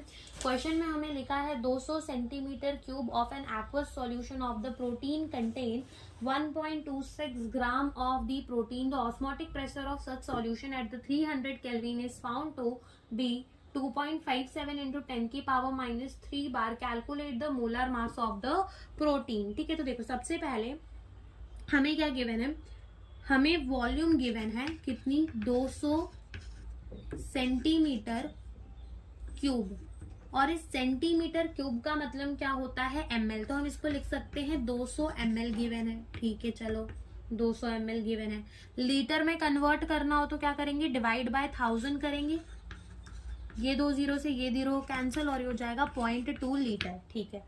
फिर हमें गिवन है कि इतना वॉल्यूम ऑफ एक्वस सॉल्यूशन के अंदर W2 कितने ग्राम ऑफ प्रोटीन है, 1.26 ग्राम ऑफ प्रोटीन है। जो ऑस्मोटिक प्रेशर है ना ऐसे सॉल्यूशन का वो कितना है 2.57 इंटू 10 की पावर -3 बार, ठीक है। ऑस्मोटिक प्रेशर दिया हुआ है कितने टेम्परेचर पे 300 केल्विन में। हमें क्या फाइंड करना है molar mass of the protein, बहुत इजी है। पाई बराबर क्या कर देंगे CRT, वेर C क्या होता है, C इज दी मोलैरिटी, क्या होती है मोलैरिटी, ठीक है, वॉल्यूम वाला। R क्या होता है यूनिवर्सल गैस कांस्टेंट जिसकी वैल्यू होती है 0.083 लीटर बार पर केल्विन पर मोल, अगर हमें इसमें गिवन चाहिए, और अगर होता है 8.314 भी होता है जूल्स के टर्म पे, ठीक है। तो यहाँ पे तो हमें बार वाला ही लगाना पड़ेगा। और टेम्परेचर हमें गिवन है, पाई हमें गिवन है, हमें क्या निकालना है, हमें निकालना है molar mass of the protein, यानी कि हमें निकालना है W2। तो इस फॉर्मूले को थोड़ा एक्सपांड करेंगे, यहाँ पे हो जाएगा moles of the solute upon में volume of the solution in the litre, जो कि हम निकाल चुके हैं। बस मोल्स कैसे निकालना होता है W2 अपॉन में M2 करके into volume into R into T, हमें तो क्या निकालना है M2।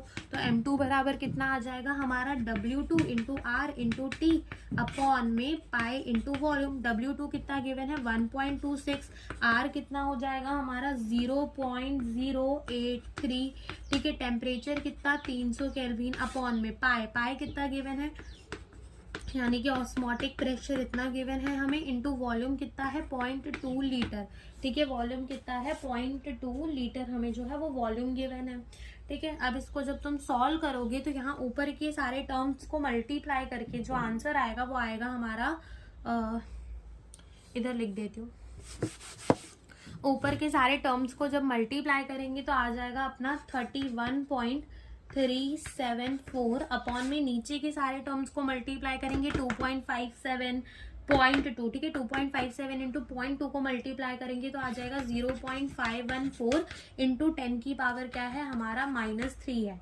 ठीक है, अब जब हम 31.374 को डिवाइड करेंगे विथ 0.514 तो हमारा जो M2 है वो कितना आ जाएगा 61.083 इंटू ये 10 की पावर यहाँ पर -3 है, ऊपर भेजेंगे तो 10 की पावर क्या बन जाएगा 3 बन जाएगा।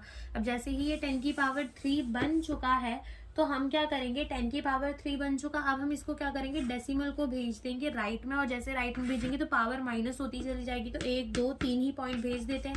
M2 कितना आ जाएगा 61.083 ग्राम पर मोल। तो ये क्या आ गया हमारा molar mass of the solute, molar mass of the protein निकल कर आ गया, जो कि हमें इस क्वेश्चन के अंदर पूछा था। तो देखो एनसीईआरटी में कैसे समझाया, the various quantity known to us are follow, पाई बता दिया है, वॉल्यूम बता दिया है इन्होंने लीटर के अंदर करके, ठीक है, टेम्परेचर बता दिया है, साथ ही साथ इन्होंने हमें आर को भी बता दिया है। सब्सटीट्यूटिंग द वैल्यू, डायरेक्टली इन्होंने इक्वेशन के अंदर वैल्यूज को सब्सटीट्यूट किया है। और याद रखना कि ये जो हमें गिवन है ये पॉइंट नहीं है, ये कॉमा है, ध्यान से देख लो, एक सेकेंड, ये पॉइंट नहीं है, ये क्या है कॉमा है, ठीक है। तो ये हमारा आंसर हो गया। अब आते हैं हम अपने एग्जाम्पल नंबर 1.12 के अंदर, ठीक है। चलो एग्जाम्पल नंबर 1.12 को अब हम देखते हैं। आते हैं हम एग्जाम्पल नंबर 1.12 के अंदर। Let read the question. Question के अंदर हमें कहा गया है 2 gram of benzoic acid C6H5COOH dissolved in 25 gram of the benzene shows the depression in the freezing point equal to 1.62 Kelvin. Molar depression constant for benzene is 4.9 Kelvin kg per mole. What is the percentage association of acid if it form the dimer in the solution? तो देखो इस question के अंदर हमें क्या रहा है, पहले हम वो समझते हैं। तो इन्होंने हमें कहा कि इन्होंने ली है 2 gram of the benzoic acid, ठीक है, वो 2 ग्राम बेंजोइक एसिड इन्होंने ली और 25 ग्राम बेंजीन के अंदर वो 2 ग्राम बेंजोइक एसिड इन्होंने डाल दी। तो उससे क्या हुआ कि फ्रीजिंग पॉइंट में डिप्रेशन आ गया, और फ्रीजिंग पॉइंट में कितना डिप्रेशन आया 1.62 केल्विन का डिप्रेशन आया। इन्होंने हमें केएफ की वैल्यू दे दी है, molar depression constant for benzene दे दी है हमें, और हमसे पूछा है कि परसेंटेज एसोसिएशन ऑफ एसिड। अगर हमारा जो एसिड है that is the benzoic acid वो डाइमर बनाता है, ठीक है, क्या बनाता है डाइमर बनाता है, यानी कि 2 अलग अलग मॉलिक्यूल जुड़ के एक मॉलिक्यूल बना लेते हैं, डाइमर बना लेते हैं। तो जो परसेंट एसोसिएशन होगा हमारे बेंजोइक एसिड का वो कितना होगा सॉल्यूशन के अंदर, हमें वो बताना है। तो पहले कौन कौन सी क्वांटिटीज गिवन है हम वो लिख लेते हैं। तो देखो सबसे पहले तो W2 से हम क्या दिखाएंगे, हम दिखाएंगे कि कितना हमारा बेंजोइक एसिड है। तो कितना बेंजोइक एसिड हमें बोला गया है 2 ग्राम, कितना बोला गया है 2 gram of the benzoic acid हमें बोला गया है। उसको कितने ग्राम ऑफ बेंजीन के अंदर डिसॉल्व किया है 25 ग्राम, ठीक है, कितने ग्राम ऑफ बेंजीन के अंदर डिसॉल्व किया गया है, उसको 25 ग्राम ऑफ दी बेंजीन के अंदर डिसॉल्व किया गया है। ओके, जो डेल्टा TF है वो कितना दिया हुआ है 1.62 केल्विन, ठीक है, और जो हमें KF दिया हुआ है वो कितना दिया हुआ है 4.9 केल्विन kg पर मोल, ठीक है। इतनी चीजें जो है वो हमें गिवन है क्वेश्चन के अंदर। अब हम यहाँ से क्या निकालेंगे, हमें ना देखो यहाँ से हुआ क्या होगा कि हमारा जो एसिड है दैट इज C6H5COOH, ठीक है, वो इसके 2 क्या बना रहे होंगे डाइमर, C6H5COOH ट्वाइस, ठीक है, क्या बना रहे होंगे डाइमर, बना रहे होंगे, ठीक है। तो मान लेते हैं कि इनिशियली एकदम स्टार्टिंग में ये कितना था 1 मोल था, तो ये कितना बनेगा, जैसे कि अगर ये 2 है तो ये 1 बन रहा है, 2 का 1 बन रहा है, वैसे अगर 1 होगा तो इसका कितना बनेगा आधा बनेगा। तो हम मान लेते हैं कितना 1/2, कितना बन जाएगा 1/2, ठीक है। फिर हम कहते हैं कि इसमें से मान लो कितना चला गया 1 - x चला गया, ठीक है, 1 माइनस एक्स चला गया। देखो टाइम बराबर 0 में इसका मान लो 1 मोल रहा, ठीक है, तो इसका कितना रहा होगा, इसका रहा होगा 0। कितना रहा होगा, 0 इनिशियली, तो क्योंकि ये नहीं बना होगा। फिर जब रिएक्शन थोड़ी चली होगी तो इसमें से कुछ कम हुआ होगा और यहाँ पे बना होगा, तो अगर इसमें से x कम होता है तो यहाँ कितना बन जाएगा, x/2। कितना बन जाएगा, x/2। तो अगर हम टोटल नंबर ऑफ मोल देखें कि इक्विलिब्रियम में टोटल नंबर ऑफ मोल कितने होंगे, तो वो 1 माइनस एक्स प्लस x/2। ठीक है, टोटल मोल हमें कितने देखने को मिलेंगे इक्विलिब्रियम के अंदर, 1 माइनस एक्स प्लस x/2। ठीक है, तो हम यहाँ पे लिखेंगे total mole in the equilibrium. तो टोटल मोल्स जो है वो हमें कितने देखने को मिलेंगे, 1 minus x plus x/2, 1 minus x plus x/2। तो यहाँ से x और x जाएगा तो यहाँ से हमें कितना मिल जाएगा, ये हमें मिल जाएगा 1 माइनस x/2। कितना मिल जाएगा, 1 माइनस x/2 मिल जाएगा। अब यहाँ पर हम निकालेंगे I। I क्या होता है, I का मतलब होता है वैंट्स ऑफ फैक्टर। तो ये हम कैसे निकाल सकते हैं कि कितने मोल्स थे हमारे डिसोसिएशन के बाद में, कितने यानी एसोसिएशन के बाद कितने मोल हो गए हैं वो लिखेंगे हम, यानी कि ये टोटल मोल, और इनिशियली कितने थे उससे डिवाइड कर देंगे। तो पहले कितने थे हमारे, ये कितने बने, 1 माइनस x/2। कब, इक्विलिब्रियम पे। ठीक है, मोल्स आफ्टर एसोसिएशन लिखेंगे, अपॉन में मोल्स बिफोर एसोसिएशन। तो बिफोर एसोसिएशन, एसोसिएशन के पहले कितना था, एक ही था, तो यहाँ से ये कितना हो जाएगा, 1 माइनस x/2। ये क्या आ गया, हमारा I आ गया। ठीक है, ये क्या आ गया, हमारा I आ गया। ठीक है, तो यहाँ से बस इतने रिएक्शन को लिखने का मकसद यही था कि हम क्या निकाल सके, हम ये निकाल सके दैट इज 1 माइनस x/2 हमारा क्या होगा, I। जहां पर I तो हमें कैलकुलेट करना पड़ेगा, वैंट्स ऑफ फैक्टर निकालने के और भी तरीके हैं जो अभी यहाँ से हमें पता चल जाएगा। ठीक है, तो वो वैंट्स ऑफ फैक्टर हम निकाल लेंगे, और ये I ही तो हमें निकालना है, ये x ही तो हमें निकालना है कि परसेंटेज एसोसिएशन हमसे पूछा है ना, what is the percent association of the acid. अगर वो डाइमर बनाता है यानी कि वो x ही हमसे पूछना चाह रहा है क्वेश्चन के अंदर, वैंट्स ऑफ फैक्टर हमें निकालना पड़ेगा। ठीक है, तो अभी हम क्या करते हैं कि इतने में जगह नहीं होगी तो ये सब कुछ हटाकर खाली I की वैल्यू यहाँ पर लिख देते कि I क्या निकल कर आया। तो ये हमने लिख दिया कि I बराबर क्या हो जाएगा हमारा, 1 माइनस x/2। ठीक है, अब देखो हमें क्वेश्चन के अंदर क्या क्या गिवन है, हमें क्वेश्चन के अंदर गिवन है डेल्टा TF KF गिवन है। ठीक है, तो यहाँ से क्या हम ये वाला फॉर्मूला लगा सकते हैं, डेल्टा TF बराबर KF into M, where M क्या होता है, मोलैलिटी। क्या होता है, मोलैलिटी। ठीक है, तो यहाँ से हम क्या करेंगे, हमको निकालना है I। तो I हम कौन से फॉर्मूले से निकालेंगे, हम निकालेंगे नॉर्मल मोलर मास, नॉर्मल मोलर मास अपॉन में एब नॉर्मल मोलर मास, एब नॉर्मल मोलर मास। ठीक है, इस फॉर्मूले से हम निकालेंगे। बात आती है नॉर्मल मोलर मास की, तो नॉर्मल मोलर मास हमारे बेंजोइक एसिड का हम सिंपली कैलकुलेट करके निकाल सकते हैं, नॉर्मल मोलर मास, और एबनॉर्मल मोलर मास हम इसको यूज करके निकालेंगे। ठीक है, तो ये हो जाएगा डेल्टा TF बराबर क्या हो जाएगा, KF। मोलैलिटी कैसे निकलती है, given weight of solute upon में molar mass of solute into यहाँ पे क्या होता है, मास ऑफ दी सॉल्वेंट, किसके अंदर, केजी के अंदर। लेकिन केजी के अंदर हमें गिवन नहीं है तो हम क्या करेंगे, ऊपर 1000 से मल्टीप्लाई कर देंगे। हमें क्या निकालना है, ये M2 that is the mass of the molar mass of the benzoic acid. ठीक है, तो यहाँ से हम क्या करेंगे, इसे यहाँ भेजेंगे तो ये हो जाएगा KF into W2 into 1000 upon में M2 तो हमने यहाँ भेज दिया, डेल्टा TF जो है वो नीचे आ जाएगा, और इंटू क्या हो जाएगा हमारा मास ऑफ द बेंजीन। ठीक है, हमारा क्या हो जाएगा, गिवन वेट ऑफ बेंजीन जो हमें 25 ग्राम गिवन है। वैल्यूज पुट करते हैं तो ये हो जाएगा 4.9 इंटू W2 कितना गिवन है, 2 ग्राम, इंटू क्या हो जाएगा 1000। ठीक है, 1000 अपॉन में डेल्टा TF कितना गिवन है, 1.62। ठीक है, इनटू हमारा यहाँ पर जो है M वो कितना हो जाएगा 25 ग्राम। M लिख लो या फिर W1 लिख लो। ठीक है, M लिख लो या फिर W1 लिख लो, W1 लिख लो। तो ये कितना हो जाएगा हमारा 25 ग्राम। यहाँ से सॉल्व करने के बाद जो एबनॉर्मल मोलार मास आएगा, जो एबनॉर्मल मोलार मास आएगा वो कितना आएगा 241.48। ठीक है, ये एबनॉर्मल मोलर मास आया किसका, बेंजोइक एसिड का। अब हम I निकाल सकते हैं normal molar mass of benzoic acid upon में abnormal molar mass of the benzoic acid. तो normal molar mass of the benzoic acid हम कैसे निकाल सकते हैं, देखो बेंजोइक एसिड का फॉर्मूला क्या होता है C6H5COOH।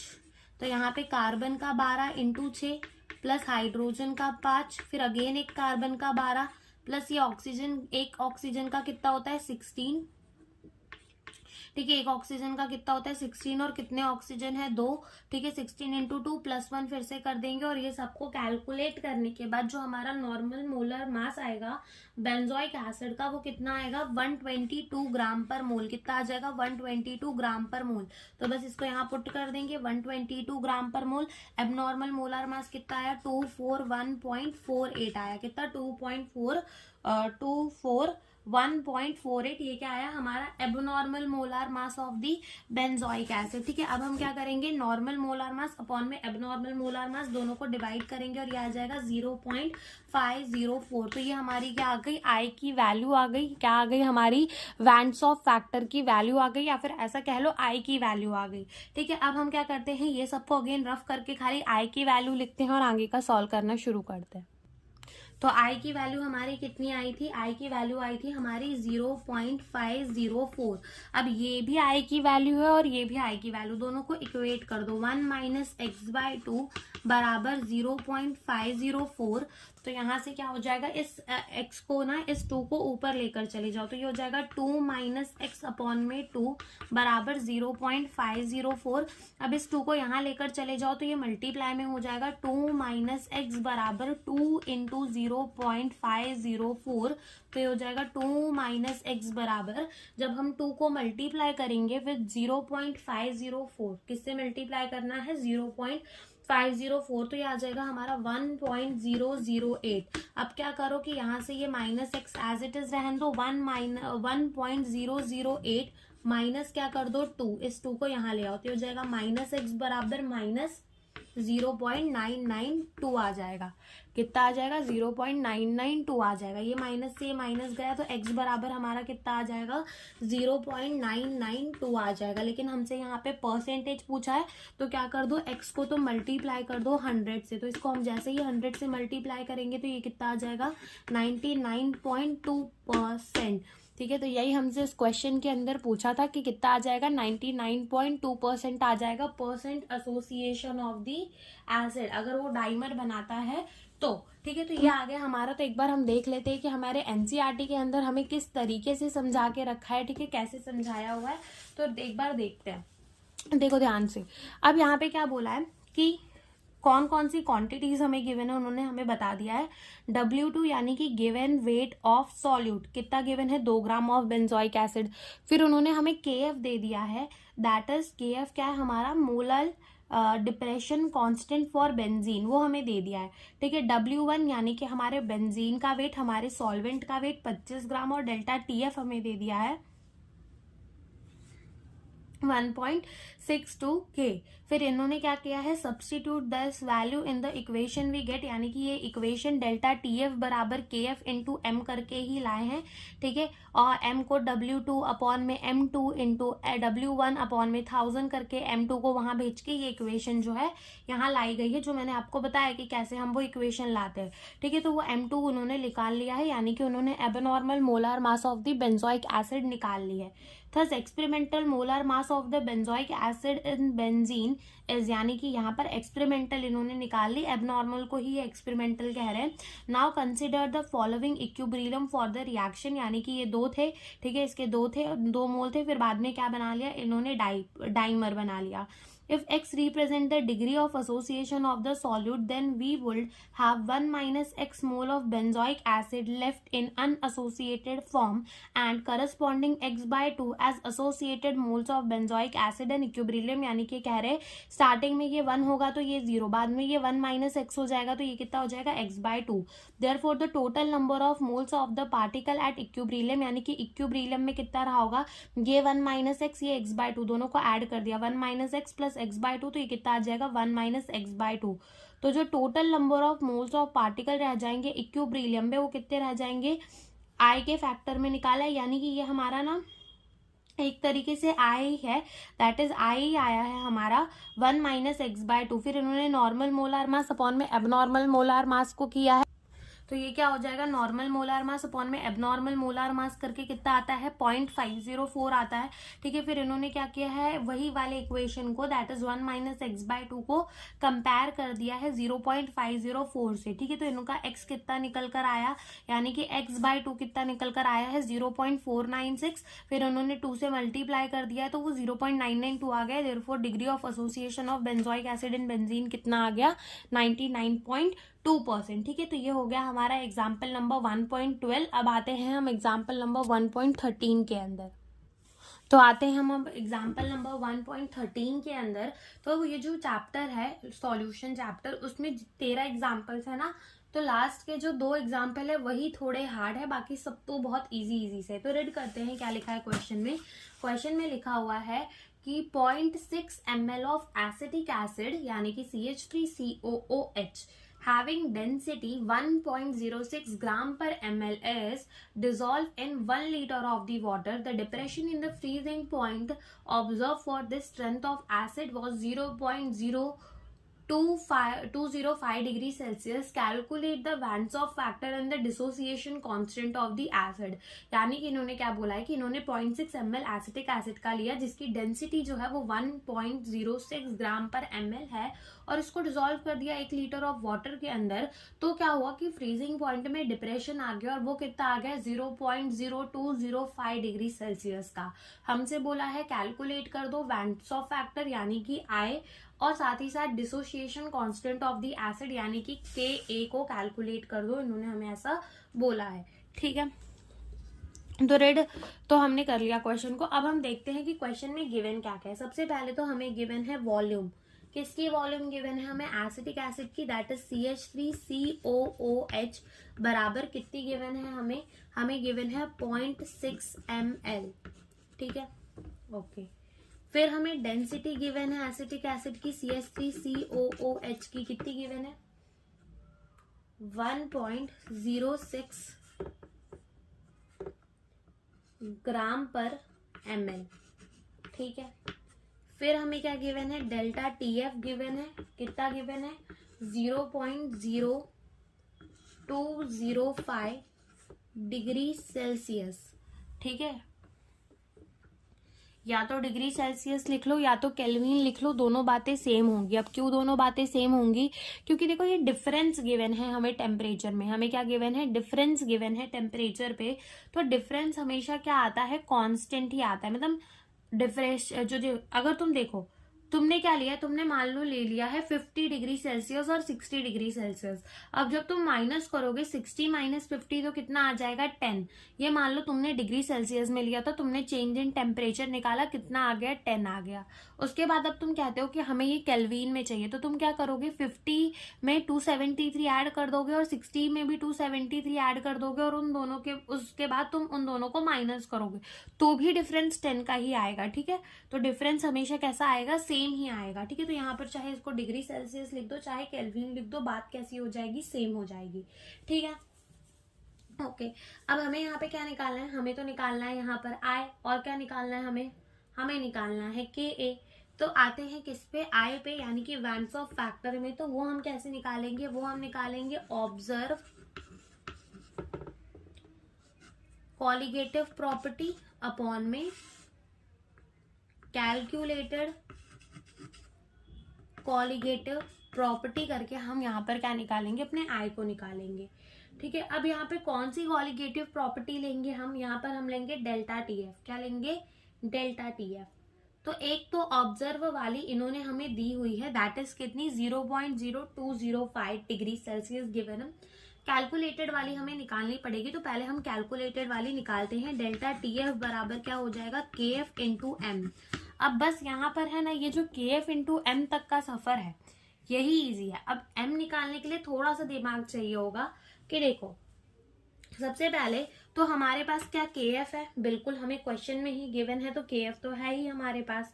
फिर बात आती है कि क्या हमारे पास W2 गिवन है, नहीं गिवन। क्या हमारे पास मोलर मास गिवन है, वो हम निकाल लेंगे। ठीक है, फिर बात आती है क्या हमें मास ऑफ द सॉल्वेंट गिवन है, नहीं गिवन। ठीक है, हमें तो बोल दिया है कि खाली वो जो है 1 लीटर ऑफ दी पानी के अंदर डिसॉल्व किया गया है उसको, वो भी हमें यहाँ पर गिवन नहीं है। ठीक है, वो भी हमें यहाँ पर गिवन नहीं है। ओके, तो हम क्या करेंगे, हम सबसे पहले देखो हमें जो है डेंसिटी गिवन है एसिटिक एसिड की, हमें डेंसिटी गिवन है एसिटिक एसिड की और हमें वॉल्यूम भी गिवन है। क्या हमें ये पता है कि डेंसिटी अपॉन में क्या होता है, डेंसिटी बराबर मास अपॉन में वॉल्यूम। तो मास क्या हो जाता है, डेंसिटी इंटू वॉल्यूम। मास कह लो या फिर W2 कह लो, वो क्या हो जाएगा, डेंसिटी इंटू वॉल्यूम हो जाएगा। सो डेंसिटी कितनी गिवन है, 1.06 ग्राम पर ml, ठीक है। और यहाँ से देखो ग्राम पर ml में गिवन है, ठीक है, इनटू क्या कर देंगे हम, वॉल्यूम। वॉल्यूम कितनी गिवन है, 0.6 ml। ml में से ml जाएगा, दोनों को क्या कर देंगे, ऐड कर देंगे, सॉरी दोनों को क्या कर देंगे, मल्टीप्लाई कर देंगे, दोनों को क्या कर देंगे, मल्टीप्लाई। तो जैसे हम दोनों को मल्टीप्लाई करेंगे तो यहाँ पर ये कितना आ जाएगा हमारा, 1.06 इंटू 0.6 आ जाएगा हमारा 0.636 ग्राम। ये क्या आ गया हमारा, W2 आ गया, ठीक है। तो समझ में आया कैसे हमने जो है अपना वेट और या फिर given weight of the benzoic acid कैसे निकाला, ठीक है। तो यहाँ पर हम लिख दे देते हैं कि W2 कितना आ गया, 0.636 ग्राम आ गया, और यहाँ पर हम इसको रफ कर देते हैं, मिटा देते हैं, ठीक है। तो ये हमें क्या मिल गया, हमारा W2 मिल गया। ओके, M2 क्या हम निकाल सकते हैं, molar mass of the acetic acid. क्यों नहीं निकाल सकते molar mass of the acetic acid, तो molar mass of the acetic acid निकालना तो बहुत इजी है। हमें एक फॉर्मूला गिवन है, कार्बन का 12 होगा प्लस उसमें 3 हाइड्रोजन, फिर अगेन प्लस 12 कार्बन का, फिर ऑक्सीजन, एक ऑक्सीजन का 16 होता है, 2 से मल्टीप्लाई करेंगे तो 32, और फिर +1 किसका, हाइड्रोजन का। यानी कि जो मोलर मास आएगा M2 ऑफ दी हमारा एसिडिक एसिड वो कितना आता है, 60 ग्राम पर मोल। कितना आता है, 60 ग्राम पर मोल।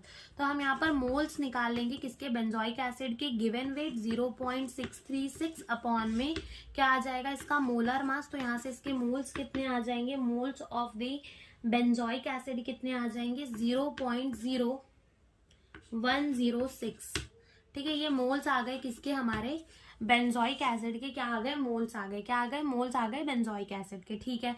अब मोल्स आ गए, अब हमें क्या चाहिए, हमें सिर्फ चाहिए अब मास ऑफ दी सॉल्वेंट।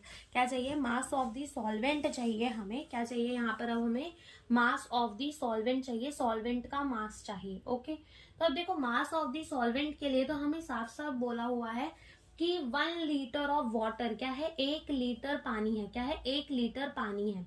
हमें क्या निकालना है, 1 लीटर पानी है, ठीक है। 1 लीटर इसमें क्या है, पानी है। तो हम है ना इसके 1 लीटर पानी को, तो ये जो 1 लीटर हमें पानी गिवन है उसको हम डायरेक्टली 1000 ग्राम मान सकते हैं। क्यों मान सकते हैं, क्योंकि पानी की डेंसिटी ही 1 ग्राम पर ml होती है, ठीक है। तो यहाँ से जो हमारा W1 है वो कितना हो जाएगा, 1000 ग्राम। अब बहुत इजी है, डेल्टा TF बराबर KF कितना गिवन है हमें, KF कितना गिवन है हमें यहाँ पर, डेल्टा TF बराबर KF इंटू M। यस, ठीक है। तो यहाँ पर हम पुट करते हैं। अब KF हमें क्वेश्चन के अंदर नहीं गिवन है। KF जो है वो याद रखना पड़ता है कि पानी के लिए जो KF होता है वो कितना होता है, 1.86 केल्विन kg पर मोल। कितना होता है, 1.86 केल्विन kg पर मोल। तो ये हो जाएगा 1.86 इंटू, मोलैलिटी निकालनी है तो कैसे निकालेंगे, moles of the solute upon में मास ऑफ दी सॉल्वेंट। लेकिन किस में है, ग्राम में, केजी में डिवाइड करना है तो 1000 से डिवाइड, 1000 से 1000 चला जाएगा। यहाँ से क्या मिलेगा हमें, 1.86 इंटू 0.0106। तो यहाँ से जो हमारा डेल्टा TF है वो कितना आ जाएगा, वो आ जाएगा हमारा 0.0197 केल्विन। ये क्या आ गया हमारा, डेल्टा TF आ गया, ठीक है। तो अब बस हम आई के लिए ना क्या करेंगे, ऑब्जर्व कॉलिगेटिव प्रॉपर्टी अपॉन में कैलकुलेटेड कॉलिगेटिव प्रॉपर्टी करेंगे। तो ऑब्जर्व कॉलिगेटिव प्रॉपर्टी हमें कितनी दी है, दैट इज 0.0205 डिग्री सेल्सियस या केल्विन लिख लो। और अभी कैलकुलेट हमने कितनी की, 0.0197 हमने जो है कैलकुलेट की।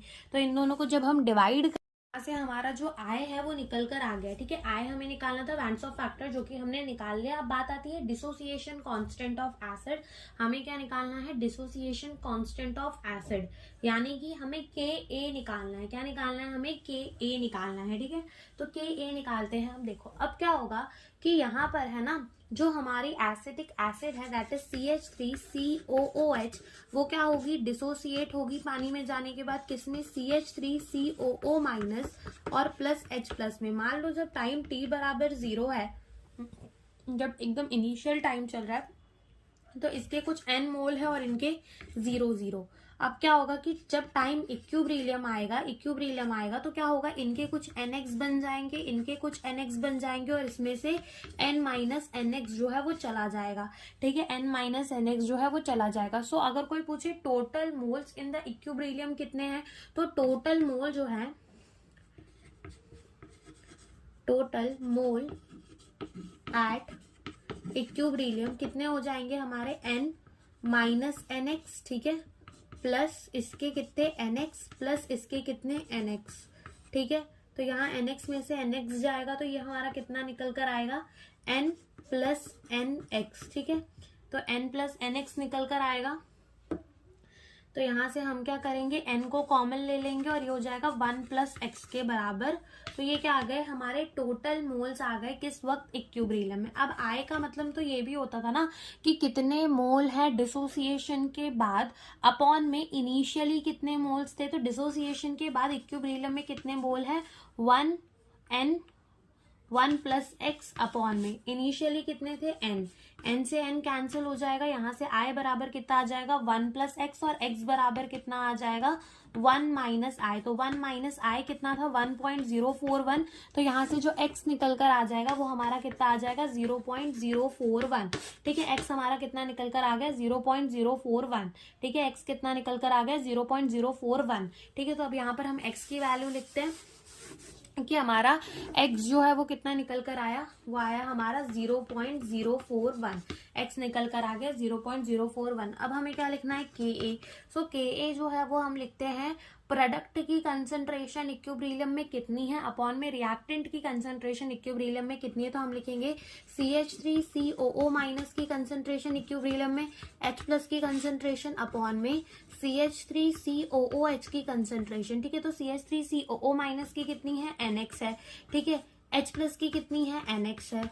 ठीक है, और यहाँ से जो है हमारी CH3COOH की कितनी है, N माइनस NX है, जिसको हम N कॉमन निकाल कर ना 1 माइनस एक्स भी लिख सकते हैं। ठीक है, 1 माइनस एक्स भी लिख सकते हैं, और इस NX इंटू NX को क्या हम N square into x square लिख सकते हैं, N square into x square, N square into x square तो हम लिख ही सकते हैं। अब एक n में से एक n कैंसिल हो जाएगा और यहाँ से n एक्स स्क्वायर अपॉन में 1 माइनस एक्स आएगा। बस इसमें हम वैल्यू पुट करेंगे और हमें हमारा dissociation constant of the acid यानी कि Ka मिल जाएगा। बात आती है x तो हमें पता है, जो कि हमने अभी निकाल लिया। बात आती है कि व्हाट अबाउट ये n क्या है, n is the mole of the acetic acid, जो हमने स्टार्टिंग में ही निकाले थे। कितने मोल्स निकाले थे हमने स्टार्टिंग में, 0.0106 मोल्स निकाले थे। ठीक है, बस यहाँ पे पुट कर देंगे 0.0106 इंटू एक्स कितना निकाला, 0.041। इसका क्या कर देंगे, स्क्वायर अपॉन में 1 माइनस 0.041। ठीक है, जब हम इसको हम जब इस इक्वेशन को सॉल्व करेंगे तो जो हमारा Ka निकल कर आएगा वो कितना निकल कर आएगा, 1.86 इंटू 10 की पावर माइनस 5, 1.86 इंटू 10 की power minus 5, that is the dissociation constant of the acid. ठीक है, तो ये क्वेश्चन थोड़ा हार्ड है, 3-4 बार प्रैक्टिस करोगे तो वैसे ही तुमको समझ आ जाएगा कि करना क्या है। तो एक बार एनसीईआरटी में देखते हैं। देखो, सबसे पहले इधर पे भी इन्होंने moles of the acetic acid निकाली, और मोल्स कैसे निकाले हैं इन्होंने, डेंसिटी। देखो ये क्या गिवन है, volume of the acetic acid, ये गिवन है डेंसिटी। डेंसिटी अपॉन में, डेंसिटी बराबर क्या होता है, मास अपॉन में वॉल्यूम। सो मास क्या हो जाएगा, डेंसिटी इंटू वॉल्यूम अपॉन में इन्होंने क्या कर दिया है, मोलार मास। ठीक है, molar mass of the acetic acid करके मोल्स निकाले। देन आती है मोलालिटी। मोलालिटी क्या होती है, moles of the solute upon में volume of, moles of the solute upon में mass of the solvent in KG. ठीक है, तो वही इन्होंने किया और इन्होंने मोलालिटी निकाली। डेल्टा TF बराबर KF इंटू एम कर लिया। KF यहाँ पर हमें याद होना चाहिए, तो यहाँ पर इन्होंने क्या निकाल लिया, delta TF। And then observe freezing point कितनी है, अपॉन में कैलकुलेटेड फ्रीजिंग पॉइंट कितनी है, यानी कि फ्रीजिंग पॉइंट है तो क्या, एक कॉलिगेटिव प्रॉपर्टी ही। ठीक है, तो जो ये गिवन है क्वेश्चन के अंदर, देखो इन्होंने भी डिग्री सेल्सियस को केल्विन लिख दिया है, तो बात है दोनों जो है वो सेम ही रहती है। ठीक है, तो यहाँ से जो आई निकल कर आया वो कितना आ गया, 1.041 आ गया। फिर क्या हुआ कि ये CH3COOH है जो है वो डिसोसिएट हो गया H+ और H3COO- के अंदर। इनिशियली जब टाइम 0 था तो ये N मोल थे, ये 0 कुछ देर के बाद ये N माइनस NX बन गया, जिसमें से N कॉमन निकालकर N1 - X लिखा है, ये ब्रैकेट थोड़ा ऊपर नीचे और यहाँ पर NX और NX। So total moles of the particle कब इक्विब्रिलियम में कितने थे, तो ये हो जाएगा N minus NX plus NX करके इन्होंने कॉमन लेकर लिख दिया है। ठीक है, N1 + X इनको मिल गया। फिर इन्होंने क्या किया कि टोटल मोल्स डिसोसिएशन के बाद कितने थे अपॉन में, इनिशियली कितने थे, तो इन्होंने क्या निकाल लिया, आई निकाल लिया। आई कितना निकाला इन्होंने, 1.041। ठीक है, कितना आया है इनका 1.041, तो इनका क्या निकल कर आया है, आई निकल कर आया है। ठीक है, तो आई इन्होंने निकाल लिया। Thus the degree of association of the acetic acid X बराबर क्या हो जाएगा, I-1 हो जाएगा। ठीक है, जो कितना आ जाएगा 0.041, या आ गया X। ठीक है, ये क्या आ गया, X आ गया। नाउ देन इन्होंने क्या निकाल लिया है, CH3COOH की कंसेंट्रेशन जैसे मोल्स रख दिए उसके और 1 - X कर दिया। देन CH3COO- की और H+ की कंसेंट्रेशन सेम है। देन Ka बराबर वही रखा है, CH3COOH- और H+ अपॉन में CH3COOH करके सॉल्व करके आंसर इन्होंने निकाल दिया है। ठीक है, तो यहाँ पर जो है हमारे एग्जाम्पल्स इस चैप्टर नंबर 1 सॉल्यूशन के सारे एग्जाम्पल्स होते हैं खत्म। अब नेक्स्ट वीडियो के अंदर हम इसके सारे इंटेक्स क्वेश्चंस को देखेंगे। सो यहाँ पर हमारा ये लेक्चर खत्म होता है। Thank you for watching the video.